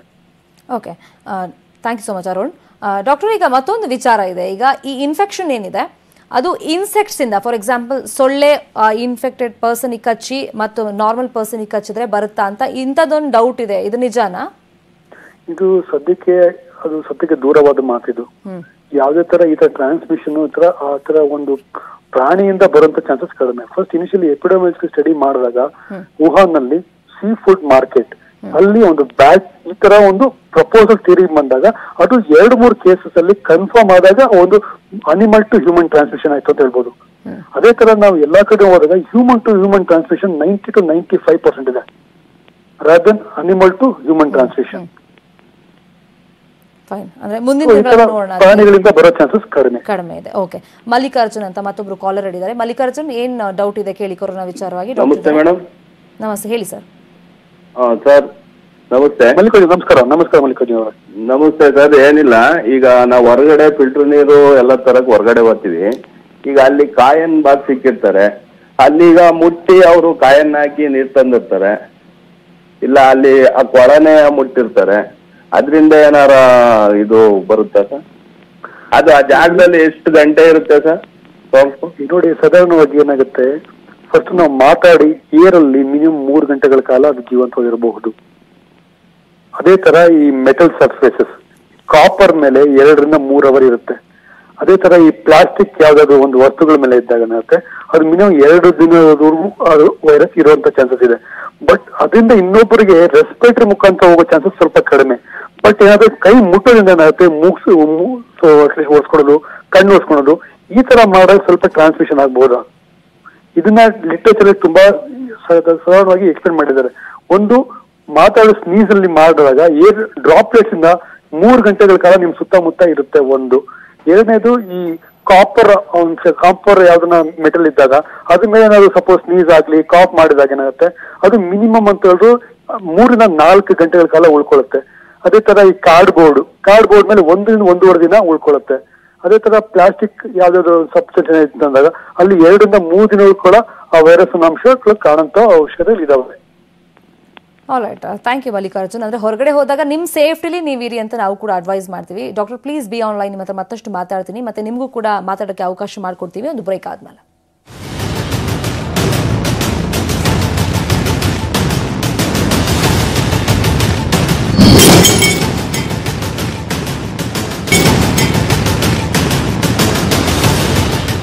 Welcome back. ನಮ್ಮ ಜೊತೆ ತಜ್ಞ ವೈದ್ಯರು ಡಾಕ್ಟರ್ ಸುನಿಲ್ ಕುಮಾರ್ ಸಂಪರ್ಕದಲ್ಲಿದ್ದಾರೆ. Doctor welcome back. ನಮಸ್ಕಾರ, ಹೇಳಿ. ಡಾಕ್ಟರ್, ಮತ್ತೊಂದು ಈಗ ಡೌಟ್ ಇರೋದು ಏನಂತಂದ್ರೆ, ಈಗ ಕಂಟಾಮಿನೇಟೆಡ್ ಹ್ಯಾಂಡ್ಸ್ ಅಂತ ಏನ್ ಕರೀತಾರೆ, ಒಂದ್ ವೇಳೆ ನಾವು ಯಾವ್ದೋ ಸರ್ಫೇಸ್ ಮುಟ್ಟಿದ್ವಿ, ಅಲ್ಲಿ ವೈರಸ್ ಇತ್ತು, ಅದ್ ನಮ್ ಕೈಗೆ ಅಂಟ್ಕೊಳ್ತು ಅಂತ ಇಟ್ಕೊಳ್ಳೋಣ. ಅದು ಥ್ರೂ ಫೇಸ್ ಅಂದ್ರೆ ಈಗ ಮೂಗ್ ಮುಟ್ಕೋಬೇಡಿ, ಬಾಯಿ ಮುಟ್ಕೋಬೇಡಿ ಅಂತ ಹೇಳ್ತಾರೆ, ಕಣ್ ಮುಟ್ಕೋಬೇಡಿ ಅಂತ. ನಾವು ಒಂದ್ ವೇಳೆ ಮುಖ ಮುಟ್ಕೊಂಡಿಲ್ಲ, ನಮ್ ಕೈಯಲ್ಲಿ ಅದು ವೈರಸ್ ಇತ್ತು, ಸ್ಯಾನಿಟೈಸರ್ ಅಥವಾ ಹ್ಯಾಂಡ್ ವಾಶ್ ಮಾಡಿದ್ವಿ ಅಂದ್ರೆ ಆ ವೈರಸ್ ಹೋಗ್ಬಿಡುತ್ತಾ? ಹಂಗಾದ್ರೆ ಅದು 90 to 95% ಹೋಗುತ್ತಮ್ಮ. ಇಲ್ಲೇನಾಗ್ತದೆ ಅಂತ ಹೇಳಿದ್ರೆ, ಯಾವುದೇ ಒಂದು ವೈರಸ್ ಅದು ಆಪ್ಟಿಮಲ್ ಟೆಂಪರೇಚರ್ ಅಂತ ಒಂದಿರುತ್ತೆ. ನಾವೀಗ ಮೋಸ್ಟ್ ಆಫ್ ರಿಸರ್ಚ್ ಆಗಿರೋ ಪ್ರಕಾರ 68 ಡಿಗ್ರಿ ಫ್ಯಾರನೈಟ್ ಮತ್ತೆ 86 ಡಿಗ್ರಿ ಫ್ಯಾರನೈಟ್ ಗೆ ಎರಡು ಕಂಪೇರ್ ಮಾಡಿದಾಗ 20 ಫ್ಯಾರನೈಟ್ ಡಿಫ್ರೆನ್ಸ್ ಇದೆ. ಆ ಡಿಫ್ರೆನ್ಸ್ ಅಲ್ಲಿ 50% ಅದು ಇನ್ಫೆಕ್ಟಿವಿಟಿ ಕಡಿಮೆ ಆಗುತ್ತೆ ವೈರಸ್. ಅದೇನ್ ತೋರಿಸುತ್ತೆ ಅಂದ್ರೆ ಟೆಂಪರೇಚರ್ ಜಾಸ್ತಿ ಆದಾಗೆ ಅದು ಇನ್ಫೆಕ್ಟಿವಿಟಿನೂ ಸ್ವಲ್ಪ ಕಡಿಮೆ ಆಗುತ್ತೆ ಅನ್ನೋದೊಂದು ಸ್ಟಡಿ ಹೇಳುತ್ತಮ್ಮ. ಓಕೆ, ಮತ್ತೊಬ್ರು ಕಾಲರ್ ಹೇಳಿದ್ದಾರೆ, ನವಿತ್ ಅಂತ ಚಿಕ್ಕಮಂಗ್ಳೂರಿಂದ. ನವಿತ್, ಕೇಳಿ, ಏನ್ ಡೌಟ್ ಇದೆ ಕೊರೋನಾ ಬಗ್ಗೆ? ಮೇಡಮ್, ಇಲ್ಲಿ ನಮ್ ತಂದೆಗೆ ಗ್ಯಾಂಗ್ರಿಂಗ್ ಆಗಿದೆ ಕೈಗೆ. ಅವರಿಗೆ 10 days ಇಂದ ಇಲ್ಲಿ ಚಿಕ್ಕಮಂಗ್ಳೂರು ಗೌರ್ಮೆಂಟ್ ಹಾಸ್ಪಿಟಲ್ ತೋರಿಸ್ತಾನೆ ಇದೀನಿ. ಜಸ್ಟ್ ಅವರು ಟ್ಯಾಬ್ಲೆಟ್ ಮಾತ್ರ ಕೊಡ್ತಾ ಇದಾರೆ. ಇಲ್ಲಿ ಪ್ರೈವೇಟ್ ಹಾಸ್ಪಿಟ್ಲಿಗೆ ಒಂದ್ 3-4 ಕಡೆ ಕನ್ಸಲ್ಟ್ ಮಾಡಿ ಒಬ್ರ ಹತ್ರ ತೋರಿಸಿದ್ದೆ. ಅವ್ರು ಇವತ್ತು ಬರ್ಕೊಟ್ರು, ನಮಗೆ ಇಲ್ಲಿ ಮಾಡಕ್ ಆಗಲ್ಲ, ಪ್ರೈವೇಟಿಗೆ ಅಡ್ಮಿಟ್ ಮಾಡಿ 60,000 ಆಗುತ್ತೆ ಅಂದ್ರು. ಈಗ ಅದು ಇಲ್ಲ ಮೇಡಮ್, ದುಡ್ಡಿಲ್ಲ ಅಂದಿದ್ದಕ್ಕೆ ಎಲ್ಲಾರು ಗೌರ್ಮೆಂಟ್ ಹೊರಗಡೆ ಕರ್ಕೊಂಡೋಗಿ ಅಂತಿದ್ದಾರೆ. ಹೊರಗಡೆ ಗೌರ್ಮೆಂಟ್ ಅಲ್ಲಿ ಎಲ್ಲೂ ನಾವು ಅಡ್ಮಿಟ್ ಮಾಡ್ಕೊಳಲ್ಲ ಅಂತಿದ್ದಾರೆ ಮೇಡಮ್. ಕರೆಕ್ಟ್, ನಿಮ್ ಸಮಸ್ಯೆಗಳು ಅರ್ಥ ಆಯ್ತು ಡಾಕ್ಟರ್. ತುಂಬಾ ಜನಕ್ಕೆ ಈ ಕ್ರೋನಿಕ್ ಡಿಸಾರ್ಡರ್ ಇರೋರ್ಗೆ ತುಂಬಾ ಪ್ರಾಬ್ಲಮ್ ಆಗ್ತಿದೆ. ಈ ಕ್ಯಾನ್ಸರ್ ಪೇಷಂಟ್ಸ್ಗೆ, ಈ ಕೀಮೋಥೆರಪಿ ಫಾರ್ ಎಕ್ಸಾಂಪಲ್, ಮತ್ತೆ ಡಯಾಲಿಸಿಸ್ ಮಾಡ್ಕೊಳ್ಳೋರಿಗೆ, ಅಂಥವ್ರಿಗೆಲ್ಲ ತುಂಬಾ ಪ್ರಾಬ್ಲಮ್ ಆಗ್ತಿದೆ. ಏನ್ ಸಜೆಸ್ಟ್ ಮಾಡ್ಬೋದು ಡಾಕ್ಟರ್ ಈಗ ಸರ್ಕಾರಕ್ಕೆ ನಾವು ಇಂಥವ್ರಿಗೆ ಒಂದಿಷ್ಟು ಅವಕಾಶ ಮಾಡ್ಕೊಡ್ಬೇಕಾಗತ್ತೆ, ಹೆಲ್ತ್ ಎಮರ್ಜೆನ್ಸಿ ಇರೋರಿಗೆ? ಇದು ಏನ್ ತೋರಿಸುತ್ತೆ, ಇದು ಅಟ್ಲೀಸ್ಟ್ ಕೊರೋನಾ ಬಂದಿರೋದ್ರಿಂದ ಪ್ರತಿ 3 ಮಾತ್ರ ತುಂಬಾ ಡಿಗ್ರೆಸ್ ಆಗಿ ಟೆಸ್ಟ್ ಆಗುತ್ತೆ. ಒಂದು, ನಮ್ಮ ಹೆಲ್ತ್ ಕೇರ್ ಸಿಸ್ಟಮ್ ಯಾವ ತರ ಬಿಲ್ಡಪ್ ಮಾಡಿದೀವಿ ನಾವು. ಎರಡನೇದು, ನಾವು ಎಷ್ಟು ಸ್ಟ್ರಿಕ್ಟ್ ಆಗಿ ಗವರ್ನೆನ್ಸ್ ನ ಫಾಲೋ ಮಾಡಕ್ಕಾಗುತ್ತೆ, ಗವರ್ನೆನ್ಸ್ ಎಷ್ಟು ಕೆಪಾಸಿಟಿ ಇದೆ ಅದನ್ನ ರೆಗ್ಯುಲೇಟ್ ಮಾಡ್ಕೊಂಡು ಅದನ್ನ ಮಾನಿಟರ್ ಮಾಡಕ್ಕೆ. ಮೂರನೇದು, ನಮ್ಮ ಈ ಮೊಬಿಲೈಸೇಷನ್ ಆಫ್ ಥಿಂಗ್ಸ್ ಅಂತ ಹೇಳ್ತಿಲ್ಲ, ಯಾವುದೇ ಒಂದು ಮಾಡ್ಬೇಕಾದ್ರೂ ಕೂಡ ಅದು ಇಚ್ಛಾಶಕ್ತಿ ಎಷ್ಟಿದೆ ಅದನ್ನ ಮೊಬಿಲೈಸ್ ಮಾಡಕ್ಕಾಗದ, ಹಣದಾಗ್ಲಿ, ಮನುಷ್ಯನ ಒಂದು ಯೋಚನೆ ಶಕ್ತಿ ಆಗಲಿ, ಇದನ್ನ 3 ಥಿಂಗ್ಸ್ ನ ತುಂಬಾ ಇಂಪಾರ್ಟೆಂಟ್ ಟೆಸ್ಟ್ ಆಗುತ್ತೆ ಈ ಕೊರೋನಾ ವೈರಸ್ ಅಲ್ಲಿ. ಈಗ ನೋಡಿ, ಪಾಪ ಅವರು ಗ್ಯಾಂಗ್ರೀನ್ ಆಗಿದೆ ಅಂತ ಹೇಳಿ, ಗ್ಯಾಂಗ್ರೀನ್ ಆಗಿದೆ ಅಂತ ಹೇಳಿದಾಗ ಮೋಸ್ಟ್ಲಿ ಯಾವುದೇ ಒಂದು ರಕ್ತನಾಳ ಏನಾದ್ರು ಬ್ಲಾಕ್ ಆಗಿದ್ರೆ, ಕ್ಲಾಟ್ ಆಗಿದೆ, ಈ ತರ ಬರೋ ಚಾನ್ಸಸ್ ಇದೆ. ಮೋಸ್ಟ್ಲಿ ಡಯಾಬಿಟಿಸ್ ಏನಾದ್ರು ಆಗೋ ಚಾನ್ಸಸ್ ಇದೆ, ಅಥವಾ ಏನಾದ್ರು ರೀಸೆಂಟ್ ಇಂಜುರಿ ಆಗಿದ್ರು ಆಗೋ ಚಾನ್ಸಸ್ ಇದೆ. ಇದನ್ನ ಕಾಂಪ್ರಿಹೆನ್ಸಿವ್ ಟ್ರೀಟ್ ಮಾಡ್ಬೇಕಾದ್ರೆ ಒಂದು ಸಿಸ್ಟಮ್ ಬೇಕಾಗುತ್ತೆ. ಈಗ ಕೊರೋನಾ ಜೊತೆ ಎರಡನ್ನೂ ಮಿಕ್ಸ್ ಮಾಡೋದ್ರಲ್ಲಿ ಅರ್ಥ ಇಲ್ಲ, ಬಟ್ ನಾವು ಇದನ್ನ ಕರೆಕ್ಟ್ ಆಗಿ ಪ್ರಿಪೇರ್ ಮಾಡ್ಕೊಂಡು ಹೋಗಿದ್ರೆ, ಈ ತರ ಒಂದು ವ್ಯವಸ್ಥೆಗಳನ್ನ ನಾವು ಸ್ವಲ್ಪ ಮೊದಲೇ ನಿರ್ಮಿಸ್ಕೊಂಡಿದ್ರೆ ನಾವು ಮೋಸ್ಟ್ಲಿ ಇಂಥ ಪ್ರಾಬ್ಲಮ್ ನ ಫೇಸ್ ಮಾಡುವಂತ ಒಂದು ಕಂಡೀಷನ್ ಬರ್ತಿರ್ಲಿಲ್ಲ. ಕರೆಕ್ಟ್. ಅಂದ್ರೆ ಈಗ ಕೊರೋನಾ ಒಂದ್ ವಿಚಾರ, ಮತ್ತೊಂದು ವಿಚಾರ, ಈಗ ಕ್ರೋನಿಕ್ ಡಿಸಾರ್ಡರ್ ಕೂಡ ಪ್ರಾಬ್ಲಮ್ ಆಗ್ತಿದೆ, ಸಾವು ನೋವು ಅದರಿಂದ ಕೂಡ ಆದ್ರೆ ಆಶ್ಚರ್ಯ ಇಲ್ಲ ಅನ್ಸುತ್ತೆ ಯಾಕೋ ಈ ಕಂಡೀಷನ್. ಏನಾಗ್ತದೆ ಅಂದ್ರೆ ಕ್ರಾನಿಕ್ ಪ್ರಾಬ್ಲಮ್ ಏನಕ್ಕೆ ಸ್ವಲ್ಪ ಡಿಸೆಕ್ಟ್ ಮಾಡ್ತಾ ಇದೀವಿ ಅಂತ ಹೇಳಿದ್ರೆ, ಈಗ ಕೊರೋನಾ ಬಂದಿರೋದು ಕ್ರಾನಿಕ್ ಪ್ರಾಬ್ಲಮ್ಸ್ ಅಲ್ಲಿ ಸ್ವಲ್ಪ ಬೇಗನೆ ಸಕ್ಕಮ್ ಆಗ್ತಾರೆ. ಈಗ 65 ವರ್ಷ ವಯಸ್ಸಿನವರು ಅಥವಾ 25 ವರ್ಷ ವಯಸ್ಸಿನವರು, ಈಗ immunity factors also place a role. ಮತ್ತೆ ಕೋಮಾಬಿಡ್ ಕಂಡೀಷನ್, ಈಗ ಡಯಾಬಿಟಿಕ್ಸ್ ಆಗ್ಲಿ, ಹೈಪರ್ ಟೆನ್ಷನ್ ಆಗ್ಲಿ, ಡಯಾಲಿಸಿಸ್ ಆಗ್ಲಿ, ಅಥವಾ ಕ್ಯಾನ್ಸರ್ ಆಗ್ಲಿ, ಈ ತರ ಪೇಷಂಟ್ಸ್ ಗಳಿಗೆ ಸ್ವಲ್ಪ ಇಮ್ಯುನಿಟಿ ಸ್ವಲ್ಪ ಕಡಿಮೆ ಇರೋ ಕಾರಣ ಇವ್ರೇನಾದ್ರು ಅಟ್ಲೀಸ್ಟ್ ಕೋವಿಡ್ ತರ ಎಮರ್ಜೆನ್ಸಿನೆಲ್ಲಾದ್ರು ಎಕ್ಸ್ಪೋಸ್ ಆದ್ರೆ ಅವರ ದುಷ್ಪರಿಣಾಮಗಳು ಜಾಸ್ತಿ ಆಗುತ್ತೆ. ಎಕ್ಸ್ಪೋನೆನ್ಷಿಯಲಿ ಆ ಒಂದು ರೇಟ್ ನ ಕಡಿಮೆ ಮಾಡಕ್ಕೆ ಏನ್ ಮಾಡ್ತಾರೆ, ಆದಷ್ಟು most of all hospital Covid ಅಂತ ಅದಕ್ಕೆ ಒಂದು ಡಿಸೈಡ್ ಮಾಡ್ಕೋಬೇಕಾಗತ್ತೆ. ಕೋವಿಡ್ ನಾವು ಟ್ರೀಟ್ ಮಾಡ್ತಿದೀವ ಇಲ್ಲ ಮಾಡ್ಬೇಕಾದ್ರೆ ಕೆಲವೊಂದು ನೇಮ್ಡ್ ಹಾಸ್ಪಿಟಲ್ ಇಟ್ಕೊಳ್ಳೋದ್ರಿಂದ ಏನಾಗುತ್ತೆ, ಅಟ್ಲೀಸ್ಟ್ ಜನಗಳಿಗೆ ಈ ಕನ್ಫ್ಯೂಷನ್ ಕಡಿಮೆ ಆಗುತ್ತೆ. ಎಲ್ಲಿ ರೆಸ್ಪಿರೇಟರಿ, ಎಲ್ಲಿ ಕೋವಿಡ್ ಹೋಗ್ಬೇಕು, ಎಲ್ಲಿ ನಾನ್ ಕೋವಿಡ್ ಹೋಗ್ಬೇಕು. ಸೊ ಅವ್ರಿಗೆ ಒಂದು ಡೈರೆಕ್ಷನ್ ಕೊಡ್ಲಿಕ್ಕೆ ಈಸಿ ಆಗುತ್ತೆ. ವಾಸುದೇವ್ ಅಂತ ಮತ್ತೊಬ್ರು ಪಬ್ಲಿಕ್ ಕಾಲರ್ ಇದ್ದಾರೆ, ಮಾತಾಡ್ಸ್ಬೋಣ. ಡಾಕ್ಟರ್ ವಾಸುದೇವ್ ಹೇಳಿ, ಏನ್ ಡೌಟ್ ಇದೆ ಕೊರೋನಾ ವಿಚಾರವಾಗಿ ನಿಮ್ಗೆ? ಮೇಡಮ್ ಏನು ಡೌಟ್ ಇಲ್ಲ, ಅದಕ್ಕೆ ಔಷಧಿ ಏನು ಕಂಡಿದ್ದಲ್ಲ ಮ್ಯಾಮ್ ಅದಕ್ಕೆ ಕೊರೋನಾ ಇದಕ್ಕೆ? ಆಲ್ರೆಡಿ ಈ ಬಗ್ಗೆ ನಾವು ಡಿಸ್ಕಸ್ ಮಾಡಿದ್ವಿ ವಾಸುದೇವ್ ಅವರೇ. ಡಾಕ್ಟರ್ ಕೂಡ ಡೀಟೇಲ್ ಆಗಿ ಆಗ್ಲೇ ಹೇಳಿದ್ರು. ನಿಮ್ಮ ಸಮಾಧಾನಕ್ಕೋಸ್ಕರ ಒಂದ್ ಲೈನ್ ಅಲ್ಲಿ ಹೇಳ್ತಾರೆ, ಡಾಕ್ಟರ್ ನಾನು ಆಗ್ಲೇ ಕೇಳಿದ್ನಲ್ಲ, ಪ್ರಸ್ತಾಪ ಮಾಡಿದ್ನಲ್ಲ, ಔಷಧಿ ಕಂಡು ಹಿಡ್ದಿಲ್ವಾ? ನಾವು ನೋಡಿ most of all bacterial infections ಕಡೆ ಫೋಕಸ್ ಮಾಡೋದು. ಇನಿಷಿಯಲ್ ನಮ್ದು ಆಂಟಿಬಾಡೀಸ್ ಆರ್ಮಮೆಂಟ್ ಎಲ್ಲ ಈ ಪೆನ್ಸಿಲಿಂದ ಅದು ಸ್ಟಾರ್ಟ್ ಮಾಡೋದ್ರಿಂದ ಮೋಸ್ಟ್ಲಿ ಆಂಟಿ ಬ್ಯಾಕ್ಟೀರಿಯಲ್ ಫೋಕಸ್ ಆಯ್ತು. ಆಂಟಿ ವೈರಲ್ ಇನ್ಫೆಕ್ಷನ್ ಅಷ್ಟು ಮೋಸ್ಟ್ ಕಾಮನ್ ಆಗಿ ಬರ್ಲಿಕ್ಕಿಲ್ಲ ಅನ್ನೋ ಒಂದು ಪ್ರಿಡಿಕ್ಷನ್ ಮೇಲೆ ಹೋದಾಗ, ಈಗ HIV ಕೂಡ ವೈರಲ್ ಇನ್ಫೆಕ್ಷನ್ ಅದನ್ನ ಟ್ರೀಟ್ಮೆಂಟ್ ಮಾಡ್ಲಿಕ್ಕೂ ಅದು ನಾವು ಡ್ರಗ್ಸ್ ನ ಉತ್ಪತ್ತಿ ಮಾಡೋಕ್ಕೂ ಕೆಲವೊಂದು ವರ್ಷಗಳಾಯ್ತು. ಈ ವೈರಸ್ ಅಷ್ಟು ನಾವು ಫೆಮಿಲಿಯರ್ ಇಲ್ಲದ ಕಾರಣ ಏನಂತೆ ಟೈಮ್ ತಗೊಳುತ್ತೆ. ಈ ಒಂದೇನಾಗುತ್ತೆ ವೈರಲ್ ಅಲ್ಲಿ ಮುಟೇಷನ್ ಅಂತ ಹೇಳ್ತೀವಿ. ಮುಟೇಷನ್ ಅಂದ್ರೆ ಒಂದೊಂದು ಅಣುಗಳು ಚೇಂಜ್ ಆಗುತ್ತೆ. ಆಂಟಿಜೆನಿಕ್ ಶಿಫ್ಟ್, ಆಂಟಿಜೆನಿಕ್ ಡ್ರಿಫ್ಟ್ ಅಂತ ಹೇಳ್ತೀವಿ. ಅಂದ್ರೆ ಈ ಒಂದು ಇನ್ಫೆಕ್ಟಿವಿಟಿ ಒಂದೊಂದು ಜನರೇಷನ್ಗೂ ಚೇಂಜ್ ಆಗೋ ಚಾನ್ಸಸ್ ಇರುತ್ತೆ. ಹಾಗೇನಾಗುತ್ತೆ, ಪ್ರತಿಯೊಂದನ್ನು ಅಡಾಪ್ಟ್ ಮಾಡ್ಬೇಕಾದ್ರೆ ಟೈಮ್ ತಗೊಳುತ್ತೆ. ಟೈಮ್ ಅಂದ್ರೆ ಅದು ಎಷ್ಟು ಪ್ರಮಾಣ ಡೆತ್ ಆಗ್ಲಿ ಅಥವಾ ಅದನ್ನ ಪ್ರಾಬ್ಲಮ್ ಅದ್ರ ಮೇಲೆ ಡಿಪೆಂಡ್ ಆಗುತ್ತೆ, ಎಷ್ಟು ಬೇಗ ನಾವು ಅದನ್ನ ಒಂದು ಸೊಲ್ಯೂಷನ್ ಕಂಡಿಡ್ಲಿಕ್ಕೆ ಆಗುತ್ತೆ ಅಂತ. ಸದ್ಯಕ್ಕೆ ವೈರಾಲಜಿನಲ್ಲಿ ಅಷ್ಟೊಂದು ನಮ್ಗೆ ಮೆಡಿಸಿನ್ಸ್ ಇಲ್ದಿರೋ ಕಾರಣ ಇವತ್ತು ಈ ಪರಿಸ್ಥಿತಿ ನಾವು ಕಾಣ್ಬೇಕಂತ ಔಷಧ ಬಂದಿದೆ. ಓಕೆ, ಮತ್ತೊಬ್ರು ಕಾಲರ್ ಇದ್ದಾರೆ, ವಿಜಯ್ ಕುಮಾರ್ ಅಂತ. ವಿಜಯ್ ಕುಮಾರ್, ಏನಿದೆ ಕ್ವೆಶ್ಚನ್ ಕೇಳಿ. ಮೇಡಮ್, ನಾವು ವ್ಯವಸಾಯ ಮಾಡೋದು, ನಾವು ದನಗಳ ಜೊತೆ ಪಶು ಇದು ಮಾಡ್ಬೋದಾ, ಜಮೀನ್ ಹತ್ರ ಹೋಗ್ಬೋದಾ, ಮಾಡ್ಬೋದಾ? ಡಾಕ್ಟರ್, ಜಮೀನ್ ಹತ್ರ ಹೋಗ್ಬೋದಾ? ವಿಜಯ್ ಕುಮಾರ್ ಅವರೇ, ತೊಂದರೆ ಇಲ್ಲ. ಹಸುಗಳಿಂದ ದನಗಳಿಂದ ಬರುವಂತ ಕಂಡೀಷನ್ಸ್ ಇಲ್ಲ ಇದರಲ್ಲಿ. ಅಲ್ಲ, ಅಲ್ಲಿ ಹೋದಾಗ ಏನಾದ್ರು ಪ್ರಿಕಾಷನರಿ ಮೆಷರ್ಸ್ ತಗೋಬೇಕಾ ಡಾಕ್ಟರ್? ಪ್ರಿಕಾಷನ್ಸ್ ಒಂದು ಏನಂದ್ರೆ ಸಿಂಪ್ಟಮ್ಸ್ ಏನಾದ್ರು ಅಟ್ಲೀಸ್ಟ್ ಅಕ್ಕಪಕ್ಕ ಜನಗಳಿಗೆ ಇದ್ದಾಗ ಅದನ್ನ ಪ್ರಿಕಾಷನ್ ತಗೋಬೇಕಷ್ಟೇ ಹೊರತು ಪ್ರಾಣಿಗಳಿಂದ ನಮಗೆ ಬರ್ತದೆ ಅನ್ನೋ ತರ ಸಂಶಯಗಳು ಯಾವುದು ಇಟ್ಕೊಡೋ ಅವಶ್ಯಕತೆ ಇಲ್ಲ. ಓಕೆ ಡಾಕ್ಟರ್, ಆಗ್ಲೇ ನೀವು ಅದನ್ನ ಹೇಳಿದ್ರಲ್ಲ, ಪ್ರಸ್ತಾಪ ಮಾಡಿದ್ರಲ್ಲ, ಪ್ರಾಣಿಗಳಿಂದ ನಮ್ಗೆ ಬರುತ್ತೆ ಅನ್ನೋದು ಇನ್ನೂ ಕೂಡ ಆ ಬಗ್ಗೆ ಇನ್ನೂ ಕೂಡ ಸಂಶೋಧನೆ ಆಗಬೇಕು. ಆಸ್ ಆಫ್ ನೌ ಅಂಥದ್ದೇನೂ ಇಲ್ಲ ಅಂತ ಹೇಳ್ತಾ ಇದ್ರಿ ನೀವು, ಹಾಗಾಗಿ ಏನು ಸಮಸ್ಯೆ ಆಗೋದಿಲ್ಲ.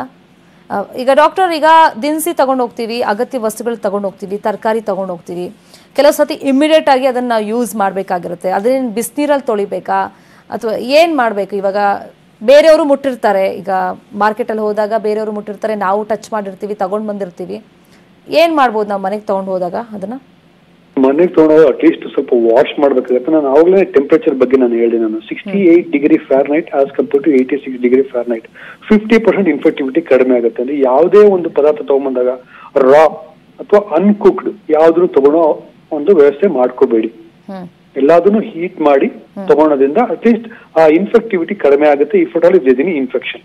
ಓಕೆ, ಸತೀಶ್ ಅಂತ ಮತ್ತೊಬ್ರು ಕಾಲರ್ ರೆಡಿ ಇದ್ದಾರೆ. ಡಾಕ್ಟರ್ ಸತೀಶ್, ಹೇಳಿ, ಏನ್ ಕೊರೋನಾ ವಿಚಾರವಾಗಿ ಏನ್ ಕೇಳ್ಬೇಕಾಗಿತ್ತು? ನಮಸ್ತೆ. ನಮಸ್ತೆ, ಹೇಳಿ ಸರ್. ಮೇಡಮ್, ಕೊರೋನಾ ಬಗ್ಗೆ ಏನಾಗುತ್ತೆ ಅಂದ್ರೆ ಇನ್ಫೆಕ್ಷನ್ ನಮ್ಗೇನ ಇದಾಗಿಲ್ಲ. ಏನಪ್ಪಾ ಅಂದ್ರೆ ಪರ್ಸನಲ್ ಆಗಿ ಒಂದು 3 days ಇಂದ ಬಾಯೆಲ್ಲ ಕೈ ಆಗ್ತಾ ಇದೆ. ಏನ ತಿಂದ್ರೆ ಒಂದ್ ಸ್ವಲ್ಪ ಸಪ್ಪೆ. ಅದ್ರ ಬಗ್ಗೆ ಏನಾದ್ರು ಕ್ಲಿಯರೆನ್ಸ್ ಬೇಕಾಗಿತ್ತು. ಅದು ಹಾಸ್ಪಿಟಲ್ಗೆಲ್ಲ ನಾವು ತೋರಿಸಿಲ್ಲ. ಓಕೆ ಡಾಕ್ಟರ್, ಇವಾಗ ಚಿಕ್ಕ ಚಿಕ್ಕ ಸಿಂಪ್ಟಮ್ ಬಂದ್ರೂ ಕೂಡ, ಈಗ ಇಷ್ಟ ದಿನ ನಾವು ಕೆಮ್ಮಿದ್ರೆ, ಸೀನಿದ್ರೆ ಅಥವಾ ಕೋಲ್ಡ್ ಆದ್ರೆ ಭಯ ಪಡ್ತಾ ಇರಲಿಲ್ಲ. ಬಟ್ ಇವಾಗ ಚಿಕ್ಕ ಚಿಕ್ಕ ತಲೆನೋವು ಬಂದ್ರು, ಅಥವಾ ಇವ್ರು ಹೇಳ್ತಾ ಇದಾರಲ್ಲ ನೋಡಿ, ಆತರ ಒಂಥರ ಬಾಯೆಲ್ಲ ಕಹಿ ಕಹಿ ಆಗ್ತಿದೆ, ಜ್ವರ ಬಂದಿದ್ಯಾ ಅಂತ ಒಂದು ಆತಂಕ ಪಡ್ತಾ ಇದ್ದಾರೆ. ಸೊ ಏನ್ ಸಿಂಪ್ಟಮ್ ಅಂದ್ರೆ ಎಕ್ಸಾಕ್ಟ್ ಆಗಿ ನಾವು ಡಾಕ್ಟರ್ನ ಕಾಂಟ್ಯಾಕ್ಟ್ ಮಾಡಬೇಕು ಅಥವಾ ಮೆಡಿಸಿನ್ ತಗೊಂಡು ಸುಮ್ಮನೆ ಮನೇಲಿರ್ಬೇಕು ಡಾಕ್ಟರ್? ಈಗ ಸಾಧಾರಣವಾಗಿ ಕೊರೋನಾ ವೈರಸ್ ಅಲ್ಲಿ ಏನಾಗುತ್ತೆ, ಜನರಲಿ ಒಂದು 8 ರಿಂದ 9 ದಿವಸಗೂ ಸಿಂಪ್ಟಮ್ಸ್ ಕರೆಕ್ಟ್ ಆಗಿ ಫಾಲೋ ಮಾಡ್ಬೇಕಾಗತ್ತೆ. ಇನಿಷಿಯಲಿ ಮೈಕೈ ನೋವು, 2 ದಿನ 3 ದಿನ ಆದ್ಮೇಲೆ ಮೂಗು ಸೋರೋದು, ಸೀನ್ ಬರೋದು, ಕೆಮ್ಮು, ಜ್ವರ, ಇದು ಕ್ಲಾಸಿಕಲ್ ಸಿಂಪ್ಟಮ್ಸ್. ಇನ್ನೊಂದು 4-5 ದಿವಸ ಆದ್ಮೇಲೆ ಸ್ವಲ್ಪ ಲೂಸ್ ಮೋಷನ್ ಆಗೋದು, 8 ರಿಂದ 9 ದಿನ ಆದ್ಮೇಲೆ ಸ್ವಲ್ಪ ಉಸಿರಾಡಕ್ಕೆ ತೊಂದರೆ ಬರೋದು. ಇವೆಲ್ಲ 8 ದಿನ ಉಸಿರಾಡೋಕೆ ತೊಂದರೆ ಬಂದಾಗ ಕೂಡ 2 ರಿಂದ 3 ವಾರದಲ್ಲಿ 60-70% ಜನಗಳಿಗೆ ಅದಕ್ಕೆ ಸೆಲ್ಫ್ ಲಿಮಿಟಿಂಗ್ ಆಗುತ್ತೆ. ಆಸ್ ಕಂಪೇರ್ ಟು 20-30% ಜನರಿಗೆ 3 ರಿಂದ 4 ವಾರ ಇದೇ ಒಂದು ಸಿಂಪ್ಟಮ್ಸ್ ಕಂಟಿನ್ಯೂ ಆಗಬಹುದು. ಅದು ಇನ್ಕ್ಲೂಡಿಂಗ್ ಒಂದು ಹಾಸ್ಪಿಟಲ್ ಅಡ್ಮಿಷನ್ ಕೂಡ ಆಗಬಹುದು. ಈಗ ಇದೇ ಸಿಂಪ್ಟಮ್ಸ್ ನೋಡಿದಾಗ ಮೋಸ್ಟ್ ಕಾಮನ್ ಈ ಕೋಲ್ಡ್ ಆಗ್ಲಿ, ಹೆಡ್ಏಕ್ ಆಗ್ಲಿ, ಜೊತೆಲಿ ಸ್ಮೆಲ್ ಪರ್ಸೆಪ್ಷನ್ ಅದು ಸ್ವಲ್ಪ ಕಡಿಮೆ ಆದಾಗ ಕೂಡ ಈ ತರ ಎಲ್ಲ ಲಕ್ಷಣ ಇರಬಹುದು ಅನ್ನೋದು ನೋಡ್ಬೇಕಾಗತ್ತೆ. ಯಾವುದೇ ಒಂದು symptoms at one point of time ಇಂದ ಇದು 100% ಕೊರೋನಾ ಅಂತ ಹೇಳಲಿಕ್ಕೆ ಬರಲ್ಲ. ಇದನ್ನ ಸಿಂಪ್ಟಮ್ಸ್ ನ ಫಾಲೋ ಮಾಡ್ಬೇಕಾಗತ್ತೆ. ಸಪೋಸ್ ಫೀವರ್ ಇಂದಾಗ್ಲಿ ಮೈಕೈ ನೋವಿಂದಾಗ್ಲೂ ಅಟ್ಲೀಸ್ಟ್ ಟೇಸ್ಟ್ ಇಂದ ಕಡಿಮೆ ಆಗಿರಬಹುದು. ಆ ಫೀವರ್ಗೆ ಸ್ವಲ್ಪ ಒಂದು ಪ್ಯಾರಾಸಿಟಮಾಲ್ ತಗೊಳೋದಾಗ್ಲಿ ಫೀವರ್ ಇದ್ದಾಗ ತಗೊಂಡ್ರಿಂದ ಅಟ್ಲೀಸ್ಟ್ ಇದನ್ನ ನೋಡ್ಕೋಬಹುದು. ಮತ್ತೆ ಈ ಸಿಂಪ್ಟಮ್ಸ್ ಫಾಲೋ ಮಾಡ್ಬೇಕಾದಂತ ಅವಶ್ಯಕತೆ ಕೂಡ ಬರುತ್ತೆ. ಮತ್ತೆ ಈಗ ಒಂದ್ಸತಿ ಟೆಸ್ಟ್ ಮಾಡಿದಾಗ ನೆಗೆಟಿವ್ ಬಂತು, ಮತ್ತೊಂದ್ಸತಿ ಟೆಸ್ಟ್ ಮಾಡುವಂತ ಅಗತ್ಯತೆ ಇರುತ್ತಾ? ಫಾರ್ ಎಕ್ಸಾಂಪಲ್ ಈಗ ಸಿಂಪ್ಟಮ್ಸ್ ಇರುತ್ತೆ, ಆಲ್ಮೋಸ್ಟ್ ಕೊರೋನಾನೇ ಅಂತ ಡಾಕ್ಟರ್ ಕೂಡ ಹೇಳಿರ್ತಾರೆ, ಬಟ್ ರಿಪೋರ್ಟ್ಗೋಸ್ಕರ ಕಾಯ್ತಿರ್ತಾರೆ. ಒಂದ್ಸತಿ ನೆಗೆಟಿವ್ ಬಂದ್ರೆ ಮತ್ತೆ ಚೆಕ್ ಮಾಡಿಸುವಂತ ಅಗತ್ಯತೆ ಇರುತ್ತಾ ಡಾಕ್ಟರ್? ಇದಕ್ಕೆ ನಾನು ಹೇಳಿದೆ, ನಾನು ಅವಾಗಲೇ ನಿಮ್ಗೆ ಕ್ಲಿನಿಕ್ ಒಂದು ಪೇಷಂಟ್ ಒಂದು ಟೈಮ್ 1 ಸೆಕೆಂಡ್ ನೋಡಿ ನಾವು ಕನ್ಕ್ಲೂಷನ್ ಬರ್ಲಿಕ್ಕೆ ಆಗಲ್ಲ. ಒಂದು ಕ್ಲಿನಿಕಲ್ ಸಿಂಪ್ಟಮ್ಸ್ ಅಂದ್ರೆ ಅದನ್ನ ಹೇಳಿದೆ 1 ದಿನದಿಂದ 8 ರಿಂದ 10 ದಿವಸದವರೆಗೂ ಯಾವ ತರ ಸಿಂಪ್ಟಮ್ಸ್ ಚೇಂಜ್ ಆಗುತ್ತೆ, ಇಂಟೆನ್ಸಿಟಿ ಯಾವ ತರ ಮೂವ್ ಆಗುತ್ತೆ, ಇವೆಲ್ಲದ ಫ್ಯಾಕ್ಟರ್ ಜೊತೆ ಒಂದು ಲ್ಯಾಬ್ ಪ್ಯಾರಾಮೀಟರ್ ಅಂತಾನೆ ನಮ್ಗೆ ಡಯಾಗ್ನೋಸ್ ಮಾಡ್ಲಿಕ್ಕೆ ಬರಲ್ಲ. ಅದು ಸಿವಿಯರಿಟಿನೂ ಕೊಂಡ್ಕೊಳ್ಳಕ್ ಆಗಲ್ಲ. ಸೊ ಲ್ಯಾಬ್ ಇನ್ವೆಸ್ಟಿಗೇಷನ್ಸ್ ಆಗ್ಲಿ, ಕ್ಲಿನಿಕಲ್ ಸಿಂಪ್ಟಮ್ಸ್ ಈ ಎರಡು ಕೂಡ ತುಂಬಾ ಕ್ರೂಷಿಯಲ್ ಆಗುತ್ತೆ ಮುಂದೆ ಡಿಸೈಡ್ ಮಾಡಕ್ಕೆ. ಕೆಲವೊಂದ್ಸರಿ ನೆಗೆಟಿವ್ ಇನಿಷಿಯಲ್ ಟೆಸ್ಟ್ ನೆಗೆಟಿವ್ ಇದ್ದಾಗ ಮುಂದೆ ಕೂಡ ಸಿಂಪ್ಟಮ್ಸ್ ಇಂದ ಪ್ರೋಗ್ರೆಸ್ ಆಗ್ತಿದೆ ಅಂತ ಹೇಳಿದ್ರೆ ಮೋಸ್ಟ್ಲಿ ರಿಪೀಟ್ ಮಾಡಬೇಕಂತ ಅವಶ್ಯಕತೆ ಕೂಡ ಬರಬಹುದು. ಓಕೆ ಡಾಕ್ಟರ್, ಕಾರ್ಯಕ್ರಮದ ಕೊನೆ ಹಂತಕ್ಕೆ ಬಂದಿದ್ದೀವಿ. ಈಗ ಎಸ್ಪೆಷಲಿ ಮಕ್ಕಳು ಮತ್ತೆ ವಯೋವೃದ್ಧರು ಇರ್ತಾರೆ, ಅಂತವ್ರಿಗೆ ಏನ್ ಟಿಪ್ಸ್ ಕೊಡ್ತೀರಾ? ಆಮೇಲೆ ಸಾಮಾನ್ಯ ಜನರು ಹೇಳಿದ ಮಾತು ಕೇಳಲ್ಲ, ಸುಮ್ನೆ ಹೊರಗಡೆ ಸುತ್ತೋದು ಇಂಥದ್ದೆಲ್ಲ ಮಾಡ್ತಿರ್ತಾರಲ್ಲ, ಏನ್ ಟಿಪ್ಸ್ ಕೊಡ್ತೀರಾ ವೀಕ್ಷಕರಿಗೆ? ನಿಮ್ಮ ಆರೋಗ್ಯಗಳಿಗೆ ನೀವು ಜವಾಬ್ದಾರಿ. ಅದರಲ್ಲಿ ಅಟ್ಲೀಸ್ಟ್ ಸರ್ಕಾರ ತನ್ನ ಎಲ್ಲಾ ಶಕ್ತಿ ಮೀರಿ ಪ್ರಯತ್ನಗಳನ್ನ ಮಾಡ್ತೇವೆ. ಇದರಲ್ಲಿ ಎಲ್ಲರೂ ಕೂಡ ಒಕ್ಕೂಳಲ್ಲಿ ನಾವು ಅದನ್ನ ಏನಕ್ಕೆ ಈ ತರ ಪ್ರೊಪಗೇಟ್ ಮಾಡ್ತೇವೆ. ನಮ್ಮ ಜೀವಮಾನದಲ್ಲಿ ನೋಡಿದ ಇನ್ನೊಂದು 1 ಸೆಂಚುರಿ 2 ಸೆಂಚುರಿ ಹಿಂದೆನೂ ಕೂಡ ಯಾವತ್ತೂ ಈ ತರ ಲಾಕ್ ಡೌನ್ ಸಿಸ್ಟಮ್ ನಮ್ಗೆ ಕಂಡಿರ್ಲಿಲ್ಲ. ಇವತ್ತು ಕಂಡಿದ್ಕೊಂಡು ಅದನ್ನ ಅಟ್ಲೀಸ್ಟ್ ಸ್ಟ್ರಾಂಗ್ ಆಗಿ ಎನ್ಫೋರ್ಸ್ ಮಾಡ್ಲಿಕ್ಕೆ ನಮ್ಮ ಪೊಲೀಸ್ ಆಗ್ಲಿ, ನಮ್ಮ ಎಲ್ಲಾ ವೈದ್ಯ ತಂಡಗಳಾಗ್ಲಿ ಅಥವಾ ಹಾಸ್ಪಿಟಲ್ಗಳಾಗ್ಲಿ ಏಕೆಷ್ಟು ಪರ್ತಾಡ್ತಾ ಇದೆ ಅನ್ನೋದಕ್ಕೆ ಸ್ವಲ್ಪ ದಯವಿಟ್ಟು ಅದಕ್ಕೆ ಅರ್ಥ ಮಾಡ್ಕೊಂಡು ಅದರ ಜವಾಬ್ದಾರಿ ಅದನ್ನ ನಿಭಾಯಿಸ್ಕೊಳ್ಳಿಕ್ಕೆ ನಮ್ಮೆಲ್ಲರೂ ಒಂದು ಒಕ್ಕೂಳಿಂದ ನಾವು ಅದನ್ನ ಸಪೋರ್ಟ್ ಮಾಡ್ಬೇಕಂತ ಅವಶ್ಯಕತೆ ಇದೆ. ಎಕ್ಸಾಕ್ಟ್ಲಿ. ಮತ್ತೆ ಹೋಮ್ ಕ್ವಾರಂಟೈನ್ ಅಲ್ಲಿ ಇರೋರು ಅವರು ಕೂಡ ಕೆಲವರು ಮಾತು ಕೇಳ್ತಿಲ್ಲ, ಸುಮ್ಮನೆ ಸೀಲ್ ಕೈಯಲ್ಲಿರುತ್ತೆ, ಹೊರಗಡೆ ಓಡಾಡೋದು, ಬೇರೆಯವರಿಗೆ ಇನ್ಫೆಕ್ಷನ್ ತಗಲುವಂತ ಚಾನ್ಸಸ್ ಇರುತ್ತೆ, ಅಂತವ್ರಿಗೆ ಏನ್ ಹೇಳ್ತೀರಾ ಡಾಕ್ಟರ್? ಕ್ವಾರಂಟೈನ್ ಇರೋದು ದಯವಿಟ್ಟು ನೀವು ಆತಂಕಕ್ಕೆ ಯಾವುದೇ ತರ ಒಂದು ಇದಿಲ್ಲ. ಪ್ರಾಬಬಲಿ ಕ್ವಾರಂಟೈನ್ ಮಾಡಲಿಲ್ಲ ಅಂತ ಈ ಡಿಸೀಸ್ ನ ಕಂಟ್ರೋಲ್ ಮಾಡ್ಲಿಕ್ಕೆ ಕಷ್ಟ. ಯಾಕಂದ್ರೆ ಕ್ವಾರಂಟೈನ್ ಮಾಡಲಿಲ್ಲ ಅಂತ ಆ ಚೇನ್ ಏನಾಗುತ್ತೆ, ಪ್ರೋಗ್ರೆಸ್ ಆಗ್ತದೆ ಏನಾಗುತ್ತೆ, 1 ರಿಂದ 10, 1 ರಿಂದ 3, 3 ರಿಂದ 9 ಈ ತರ ಮಲ್ಟಿಪಲ್ 10 ಸೈಕಲ್ ಬರೋಷ್ಟು 5 ರಿಂದ 10,000 ಜನ ಇನ್ವಾಲ್ವ್ ಆಗ್ತಾರೆ. 10,000 ಜನ ಇಂಡಿಯಾದಲ್ಲಿ ಪಾಪ್ಯುಲೇಷನ್ ತಗೊಂಡಾಗ ಅದರಲ್ಲಿ 65 ವರ್ಷ ವಯಸ್ಸಿನವರು ಅಟ್ಲೀಸ್ಟ್ 9 ರಿಂದ 9.5 ಕೋಟಿ ಜನಗಳಿದ್ದಾರೆ ಇಡೀ ಇಂಡಿಯಾದಲ್ಲಿ. ಎಷ್ಟು ಜನ ಡಯಾಬಿಟಿಸ್ ಇದಾರೆ, ಎಷ್ಟು ಜನ ಹೈಪರ್ ಟೆನ್ಷನ್, ಎಷ್ಟು ಜನ ಕ್ಯಾನ್ಸರ್ ಇದಾರೆ. ನಾರ್ಮಲ್ ಪೇಷಂಟ್ಸ್ಗೆ ಮೋಸ್ಟ್ಲಿ ಟ್ರಾನ್ಸ್ಫರ್ ಅಷ್ಟೊಂದು ಸಿವಿಯರಿಟಿ ಇರಲ್ಲ. ಬಟ್ ಈ ತರ ಇಮ್ಯುನೋ ಕಾಂಪ್ರಮೈಸ್ ಆಗ್ಲಿ ಅಥವಾ ಕೋಮಾಬಿಡ್ ಕಂಡೀಷನ್ ಇರಲ್ಲ, ಅಲ್ಲಿ ಸ್ವಲ್ಪ ಸಾವು ನೋವುಗಳು ಸ್ವಲ್ಪ ನಂಬರ್ಸ್ ಜಾಸ್ತಿ ಆಗೋ ಚಾನ್ಸಸ್ ಇದೆ. ಸೊ ಇದು ಎಲ್ಲರ ರೆಸ್ಪಾನ್ಸಿಬಿಲಿಟಿ. ಕ್ವಾರಂಟೈನ್ ಆಗಿದೆ ಅಟ್ಲೀಸ್ಟ್ ಅಲ್ಲಿ ಎಂಡ್ ಮಾಡಿ, ಸೊ ದಟ್ ಮುಂದೆ ಟ್ರಾನ್ಸ್ಮಿಷನ್ ಸ್ವಲ್ಪ ಕಡಿಮೆ ಆಗುತ್ತೆ. Exactly doctor, thank you so much doctor. ಇಷ್ಟೊತ್ತು ನಮ್ಮ ಜೊತೆ ನೀವು ಟೈಮ್ ಸ್ಪೆಂಡ್ ಮಾಡಿದ್ರಿ ಮತ್ತೆ ವ್ಯಾಲ್ಯೂಯಬಲ್ ಇನ್ಫಾರ್ಮೇಶನ್ ಕೊಟ್ರಿ. ಥ್ಯಾಂಕ್ ಯು ಸೋ ಮಚ್ ನಿಮಗೆ. ನಾವು ಪದೇ ಹೇಳ್ತಿರೋದು ಇದನ್ನೇ, ಹೋಮ್ ಕ್ವಾರಂಟೈನ್ ಅಲ್ಲಿ ಇರೋರು ದಯವಿಟ್ಟು ಅದು ರೂಲ್ಸ್ ಏನ್ ಹೇಳಿರ್ತಾರೆ ಫಾಲೋ ಮಾಡಿ, ಅದನ್ನ ಆರೋಗ್ಯ ಇಲಾಖೆ ಸಿಬ್ಬಂದಿ ಏನ್ ಹೇಳ್ತಾರೆ ಅದನ್ನ ಫಾಲೋ ಮಾಡಿ ಅಂತ. ಮತ್ತೆ ಸಾರ್ವಜನಿಕರು ಅಷ್ಟೇ, ಈಗ ನಮಗೋಸ್ಕರ ಲಾಕ್ ಡೌನ್ ಮಾಡಿರೋದು ಸರ್ಕಾರ, ಅದನ್ನ ಕಟ್ಟುನಿಟ್ಟಾಗಿ ಪಾಲನೆ ಮಾಡಿ ಲಾಕ್ ಡೌನ್ ಸಕ್ಸಸ್ ಮಾಡೋಣ. ಮತ್ತೆ ಈ ಕೊರೋನಾ ಚೈನ್ ಲಿಂಕ್ ಏನಿದೆ ಅದನ್ನ ಬ್ರೇಕ್ ಮಾಡೋಣ ಅಂತ ಹೇಳ್ತೀನಿ. ಮತ್ತೆ ಎಸೆನ್ಷಿಯಲ್ ಥಿಂಗ್ಸ್ ಹೊರಗಡೆ ನೀವು ಏನು ತರಕ್ಕೆ ಹೋಗಿರ್ತೀರ ಆ ಟೈಮ್ನಲ್ಲಿ ಸೋಷಿಯಲ್ ಡಿಸ್ಟೆನ್ಸ್ ಪದೇ ನಾವು ಹೇಳ್ತಾನೆ ಇದ್ದೀವಿ, ಅದನ್ನ ದಯಮಾಡಿ ಮೇಂಟೈನ್ ಮಾಡಿ. ಮತ್ತೊಂದು ಅಗತ್ಯವಾದ ಟಿಪ್ ಕೊಡಲೇಬೇಕು ಈ ಕುಡುಕರಿಗೆ, ಮತ್ತೆ ಈಗ ಯಾರೆಲ್ಲ ಸ್ಮೋಕ್ ಮಾಡ್ತಾರೆ ಅವರಿಗೆ, ನಿಮ್ಮ ಫ್ಯಾಮಿಲಿ ಸಪೋರ್ಟ್ ಈ ಟೈಮಲ್ಲಿ ತುಂಬಾ ಇಂಪಾರ್ಟೆಂಟ್ ಆಗಿರುತ್ತೆ. ಸಾಧ್ಯವಾದರೆ ನೀವು ಈ ಹ್ಯಾಲುಸಿನೇಷನ್ ಇದಕ್ಕೆಲ್ಲ ತಲೆ ಕೆಡಿಸ್ಕೊಳ್ಳದೆ ನಿಮ್ಮ ಫ್ಯಾಮಿಲಿ ಮೆಂಬರ್ಸ್ ಜೊತೆಗೂಡಿ ಡಾಕ್ಟರ್ ಹತ್ರ ಹೋಗಿ ಕನ್ಸಲ್ಟ್ ಮಾಡಿದ್ರೆ ಒಳ್ಳೇದು ಅಂತ ಹೇಳ್ತಾ ಈ ಕಾರ್ಯಕ್ರಮ ಮುಗಿಸ್ತಾ ಇದ್ದೀನಿ. ನೋಡ್ತಾ ಇರಿ News 18 ಕನ್ನಡ, ಜಾಲ ನಮ್ಮದು, ಬಲ ನಿಮ್ಮದು.